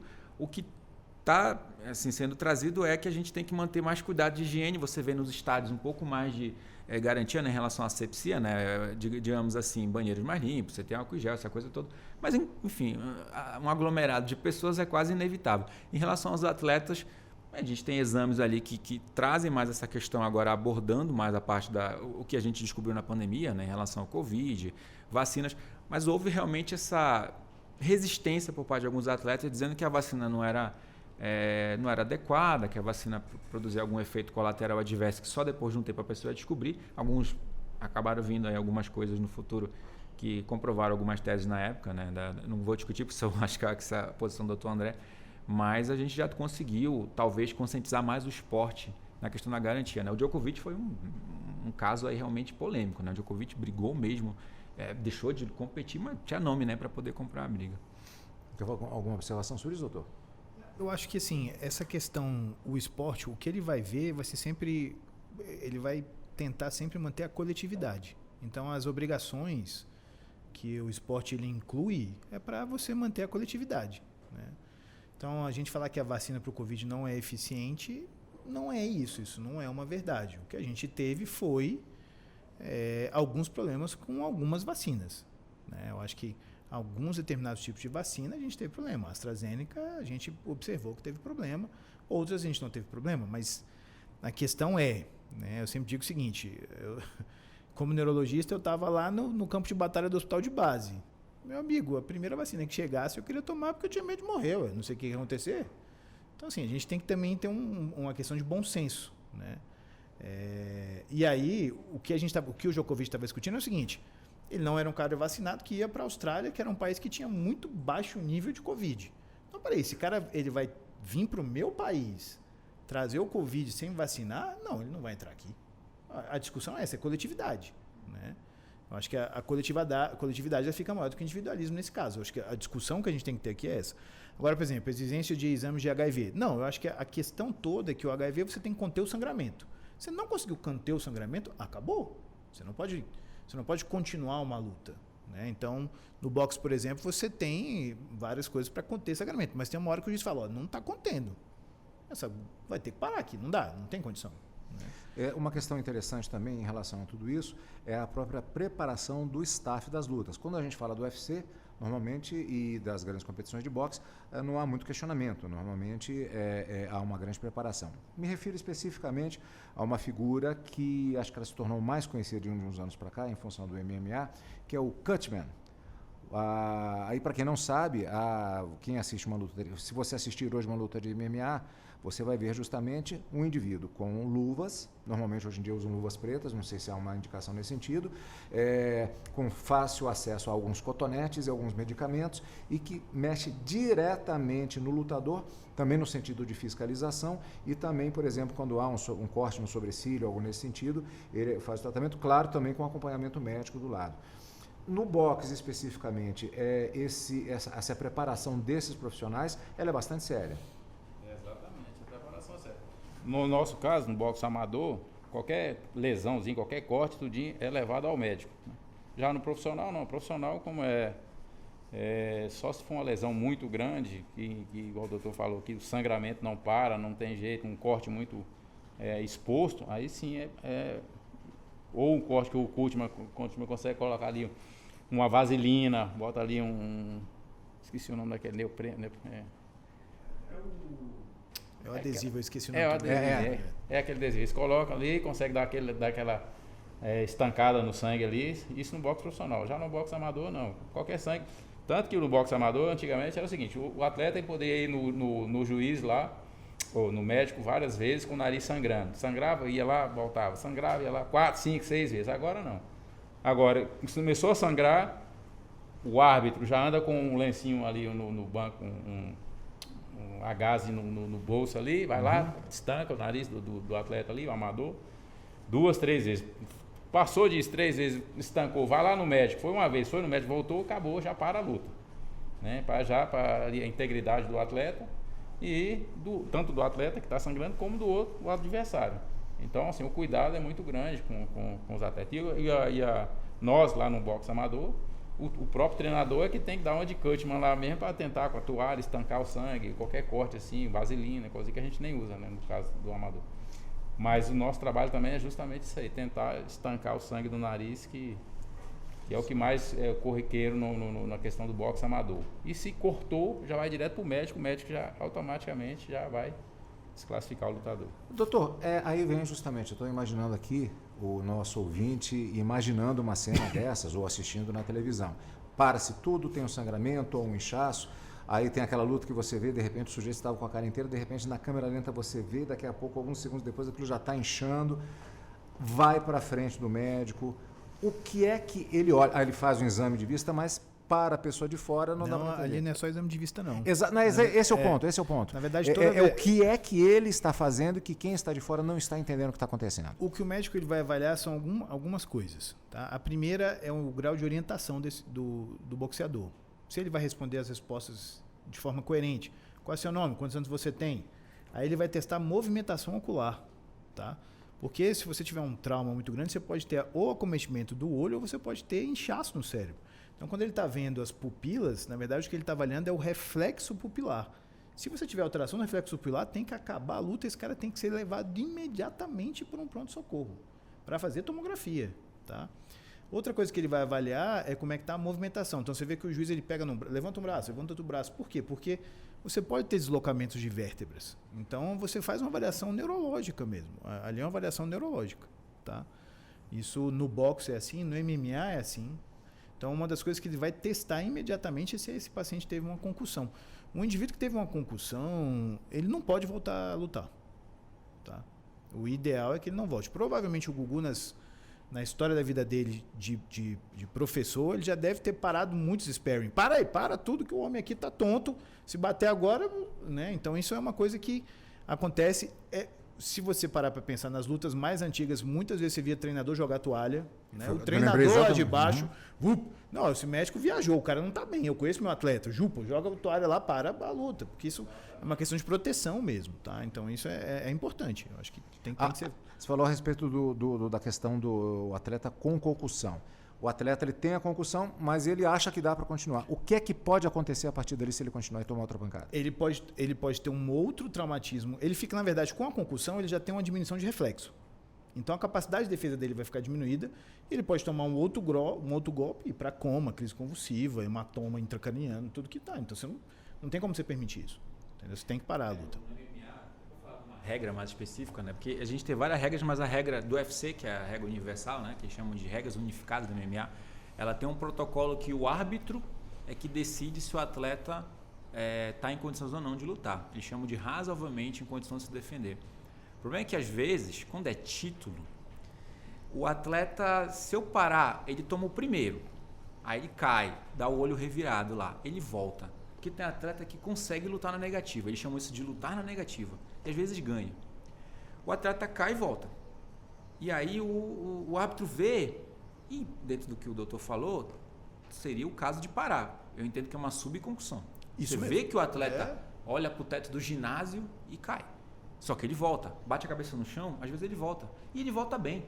E o adversário se cansa de tentar terminar a luta. E às vezes aquele cara que caiu é reconhecido pelo queixo dele. O árbitro não parou, né? E aí às vezes acontece o quê? Luta da noite.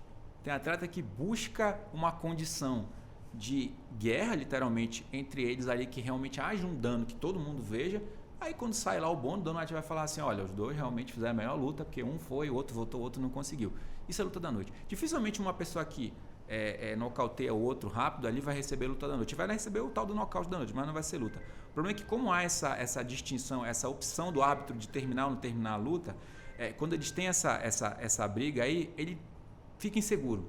Aí ele vou chamar o médico. Aí ele chama o médico. O médico vai, faz o exame que o doutor falou, olha o olho do atleta. Alguns têm coragem de dizer assim, a luta acabou. Porque ele pergunta, qual é o dia da semana? O atleta responde o dia errado. Então, aí faz outra, qual é o mês? Aí o atleta fala o mês errado. Aí ele vira e fala assim, fight is over, luta acabou. Aí às vezes o árbitro, deixa na mão dele. Eu é que não vou deixar a mídia social falar, eu interrompi antes, que sempre é erro do árbitro, mas se você for olhar a condição do atleta numa situação dessa, é melhor ter parado, porque mais tarde ele vai dizer, poxa, por que minhas lutas não acabaram antes? Eu estou numa situação física muito pior, por causa disso eu podia estar melhor. Então acaba ficando na mão do árbitro e aí, né, tem essa discussão toda de mídia, de esporte, de entretenimento, que acaba atrapalhando até a saúde do atleta. A tendência o atleta, nesse momento, a adrenalina lá em cima, ele querer continuar. Eu lembro do Vanderlei Silva lutando com o Procópio e era uma pancadaria com a força que aqueles dois tinham lá, era um negócio assim, o doutor tá rindo aqui que tá lembrando disso, é um negócio assim, assustador até de certa forma, mas assim, muito aguerridos. Eu lembro do árbitro interrompendo e o Vanderlei com a luvinha do MMA, os dedinhos aparecendo aqui. Dedinhos é ótimo, né? Para falar de lutadores de MMA, né? Aí fazendo assim um gesto assim, um minutinho mais, exigindo, nem lembro o que deu. Acho que ele continuou, acho que o árbitro cedeu. Ele queria continuar. O atleta ele vai querer, né? Nesse nível ele vai querer. O atleta, o competidor, pode ser de qualquer modalidade, atleta de competição, é isso aí. É o que a gente fala no boxe, sangue no olho. O cara tem sangue no olho, ele morre lá em cima. Se o árbitro deixar, ele morre lá em cima lutando, ele levanta, cai, então e acontece muito isso no boxe amador, né? Como os árbitros, isso aí já é isso já vem de muitos anos, né? A questão do boxe, que já teve lobbies lá nos Estados Unidos para acabar com o boxe, que o boxe era muito violento nas Olimpíadas, tal, essas coisas, tudinho. Então, assim, as federações, as associações, elas visam a integridade física do atleta, principalmente na questão do amador, né? Então, assim, o atleta levou uma pancada ali, caiu, se levantou tonto, encerra a luta. E o atleta briga, já vi atleta batendo em juiz, em árbitro, tudinho, briga, batendo até no treinador, porque o treinador parou a luta, já vi isso aí. O atleta é isso, o atleta é guerreiro, ele não quer saber se ele vai morrer lá em cima, se não vai, mas ele quer lutar. Ele abriu o olho, não tá vendo 3 atletas na frente dele, o juiz acabou a luta, não, eu quero lutar, eu quero continuar. Tá vendo, não tá vendo nada, mas não quer saber. Então, assim, é isso, o atleta... Agora, por isso que existe o árbitro, exatamente. No sentido até da própria justiça, da aplicação da justiça, é o garantidor. O garantidor que fica de fora para ter essa visão. E o médico presente também, justamente para a análise técnica do ponto de vista médico-fisiológico da condição do atleta. Eu acho que isso é interessante porque eu particularmente não assisto boxe, nem MMA, nem NFL. Acho que por uma questão de eu ser neurologista, né? Então acaba que vai um contra. Mas assim, a presença... Eu acho que uma coisa que a gente tem que aprender muito nesse aspecto é como lidar nessas situações, né? Até o médico treinado, porque é difícil. Isso que você me falou sobre o juiz do MMA, eu não sabia. Para mim, o médico é quem tinha a maior determinação, entendeu? O médico pode parar, porque é uma lei estadual lá que diz, olha, aqui o médico para porque ele quer garantir mais a saúde, ele sabe mais do que o árbitro. O problema é que a regra geral que todo mundo segue lá é que o árbitro é quem para a luta. Ele pergunta, faz a consulta. Se o médico disser para parar, ele para. Se o médico falar é com você, ele não para. Mas para mim o médico é comigo. Então tem alguma condição que deveria parar. Porque eu acho que assim, do ponto de vista de crescimento, eu acho que o boxe principalmente ele evoluiu muito na proteção do atleta. Eu acho que nos últimos anos, pelo menos, você tem uma maior preocupação com essa questão do atleta. Você não leva o atleta ao limite. Porque eu acho que você induzir um indivíduo a uma concussão não é uma coisa razoável do ponto de vista neurológico, do ponto de vista físico, do ponto de vista cerebral, né? A gente sabe que os traumatismos moderados a severos é 3% de risco para Alzheimer. Tá? Então, se você teve um capotamento, que você teve um Glasgow abaixo de 12, ou seja, você perdeu 3 pontos. Então, você não estava conseguindo abrir o olho espontaneamente, você não estava tendo resposta coerente e você não respondia a comando por 3 horas. Tá? Isso é o suficiente para você aumentar o seu risco de desenvolver Alzheimer em 3%. Então, quando a gente fala sobre concussões ou subconcussões ou traumatismos, a gente está falando sobre saúde mental, né? Então, o atleta, para mim, é o foco, né? O ser humano é o foco. Então, a gente tem que trazer o esporte. Acho o esporte maravilhoso, nunca vou falar mal de esporte, mas o esporte tem que sempre proteger, né? E não levar o indivíduo até o seu limite. Falamos agora há pouco, o doutor fez uma referência especificamente à moto velocidade, mas eu me lembrando também com relação aos atletas do judô, já que a gente está falando de arte marcial, e exatamente, o doutor fazendo um gesto aqui apontando para a coluna cervical. E, inclusive, alguns atletas de nível olímpico, eles fazem umas coisas assim que são humanamente quase inexplicáveis, justamente por conta daquela regra de você não ser arremessado e as costas baterem no chão. Alguns atletas japoneses bate com a cabeça de uma determinada forma que qualquer ser humano aqui dessa sala, acho que até o Gugu é um treinamento diferente, você não entende aquilo, ele bate aquilo de uma determinada forma para conseguir virar, ele dá para não bater as costas. Isso é. Mas você já fez judô? Já. Ou jiu-jitsu? Já. A primeira coisa que você aprende no jiu-jitsu é cair. Sim. Né? E é aquela projeção do braço para trás para proteção de cervical. Sim. O que eu acho, aí é uma questão interessante, é que nesses esportes que a gente está falando, tanto o judô quanto o jiu-jitsu, ou até a Fórmula 1, por exemplo, esses caras eles fazem treinamento de musculatura de pescoço, né? É uma coisa inacreditável, assim. Especificamente falando sobre o judô e o jiu-jitsu, eu acho que o maior problema, além da forma de queda, tá, é o estrangulamento, né? Eu acho que são os dois perigos que eu vejo nos esportes que tem estrangulamento, compressão de vaso cervical, que você pode fazer AVC, tá? O hospital de base tem uns 2 a 3 por ano que durante o jiu-jitsu estão... E o cara não para. O problema, esse que é o problema, né? O cara não... Ele não, então eu vou sair. Apaga, chega lá, tem um AVC. Né? Você fala, é por causa do jiu-jitsu? Não. Né? O cara podia ter uma malformação vascular ou simplesmente não respeitou seu limite. Né? E a outra são os traumas cervicais. Essa questão é interessante, porque há uma visualização que... Vou pegar um golpe específico. O famoso, fora do meio, inclusive, mata-leão. Que ele é justamente, a pessoa pensa que é igual o esganagalo, que você pega, até a voz alterou eu fazendo aqui assim, mas o mata-leão, ele pega exatamente nessa compressão e elimina a subida do sangue e faz a pessoa dormir. Apagar. Feito de uma determinada forma, há uma certa segurança, a pessoa percebe, ela bate. Mas essa dormidinha, então, dependendo, isso pode é complicado. Pode. Também a mesma forma, é falta de fluxo. Por causa da falta de fluxo. mesma coisa. Essa coisa, eu vou dar uma apagadinha no cara, não dê uma apagadinha no cara, entendeu? Porque ele pode não voltar a dar apagadinha. Você pode realmente, ele pode ter uma placa, por exemplo, na carótida, que você comprime essa plástica rompa, só faz um AVC hemisférico. Importante, inclusive, a própria atitude do atleta. Sentiu que, de repente, nossa, esse mundo é maravilhoso, aí você já bate, dá 3 batidinhas, fala assim, para, pede para esperar e deixa recuperar a circulação. Mas, Cadu, é muito comum as pessoas não desistirem. Sim. Ela está encaixada e o cara, não, vou sair, o outro vai apertando, e é naquele momento ali, é isso que eu falo, é muito esse limiar de até onde o cara que está apertando e o cara que está sofrendo um aperto, essa conversa aí não é muito amigável. Ele nunca lembra, né? Porque na verdade é consequência de ser apagado. Né? Você não lembra. Você vê, nunca apaguei. Nunca apaguei. E aí eu vou pegar aproveitando também o gancho e também uma outra questão. Eu falei especificamente do mata-leão, que normalmente, no tradicional, na pegada pelas costas, aqui a posição normalmente é assim. Mas existem outras modalidades, por exemplo, em que você faz uma compressão e você já dá um deslocamento aqui, assim, de acordo com a posição que fique. Essa jogadinha aqui, o ouvinte não pode não estar vendo assim, em que há...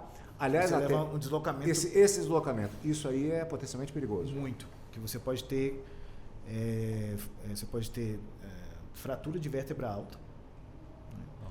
E fratura de vértebra alta, paraplégico, ou tetraplégico. Então isso não é brincadeira, né? Eu sempre digo o seguinte, boxe, o cara ele tem que ser forte. Por que o Hugo fala tanto de preparação física?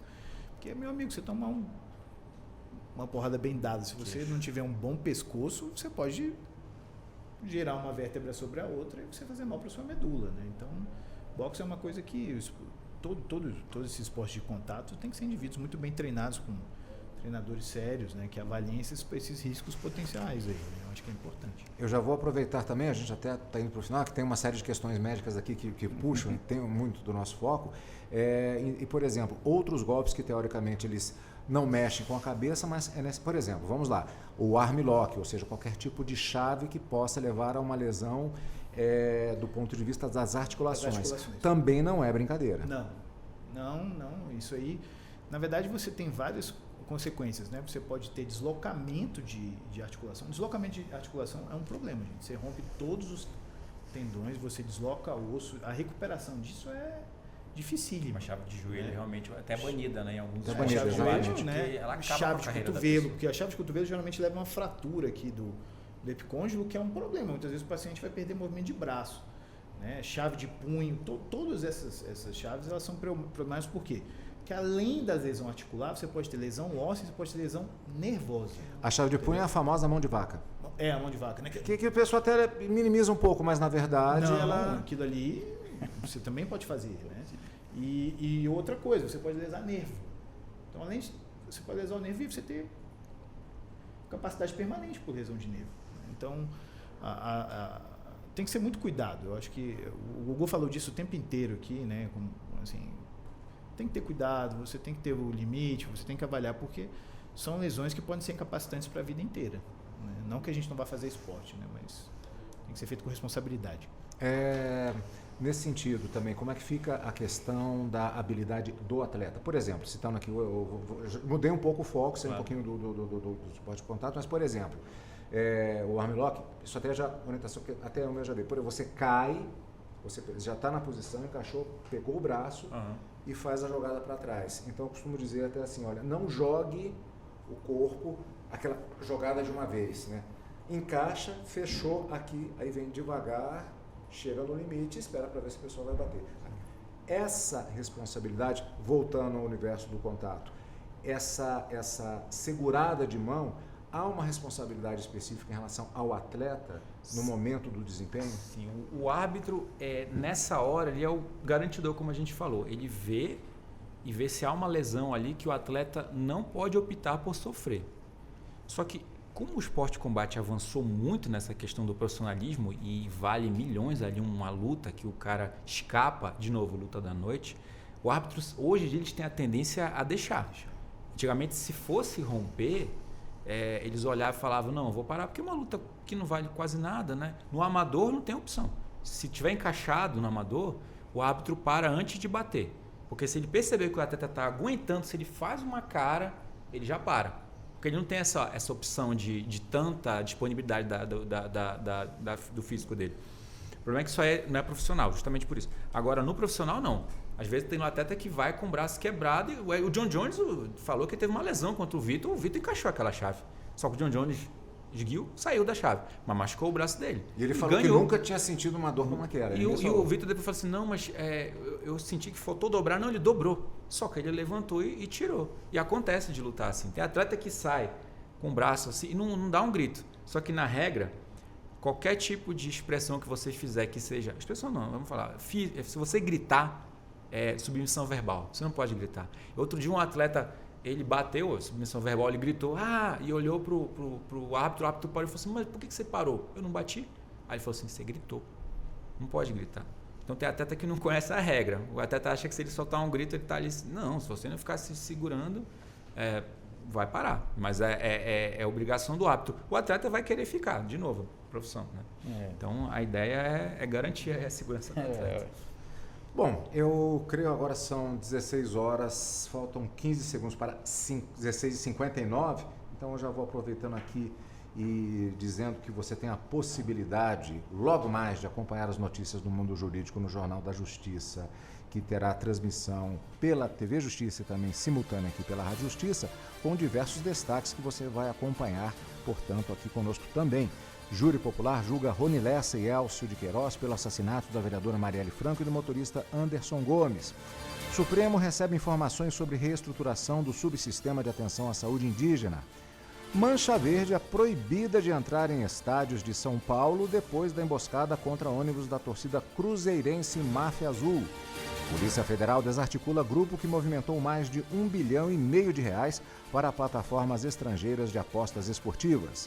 E ainda, Conselho Nacional de Justiça abre espaço para que a sociedade envie propostas para metas a serem cumpridas pelo Judiciário Brasileiro em 2025.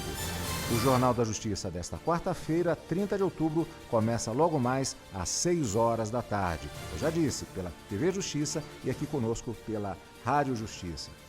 Infelizmente, o nosso debate já está acabando com relação a essa questão de saúde no esporte, agradecendo muito a presença do José Guglielmo Santos, treinador da Seleção de Boxe de Brasília, professor de Educação Física, pós-graduado em Fisiologia do Exercício Avançado, de André Ferreira, médico neurologista e neurofisiologista, Elton Costa, advogado especialista em direito desportivo e trabalhista e que, pelo visto, entende de lutas também, pelo que falamos aqui agora em relação aos diversos temas. Aliás, uma autêntica aula para mim aqui, espero que tenha sido também para você, ouvinte da Rádio Justiça, agradecendo muito a presença de todos e na expectativa de voltarmos a esse e outros temas relacionados à saúde no esporte, tanto aqui quanto no Regra do Jogo, que vai ao ar às segundas-feiras às 8 horas da noite. Muito obrigado pela participação dos nossos 3 convidados por aceitar o convite e você continue sintonizado conosco aqui na Rádio Justiça, onde você sintoniza os seus direitos. A Rádio Justiça apresentou Justiça na Tarde. Secretaria de Comunicação Social, Supremo Tribunal Federal.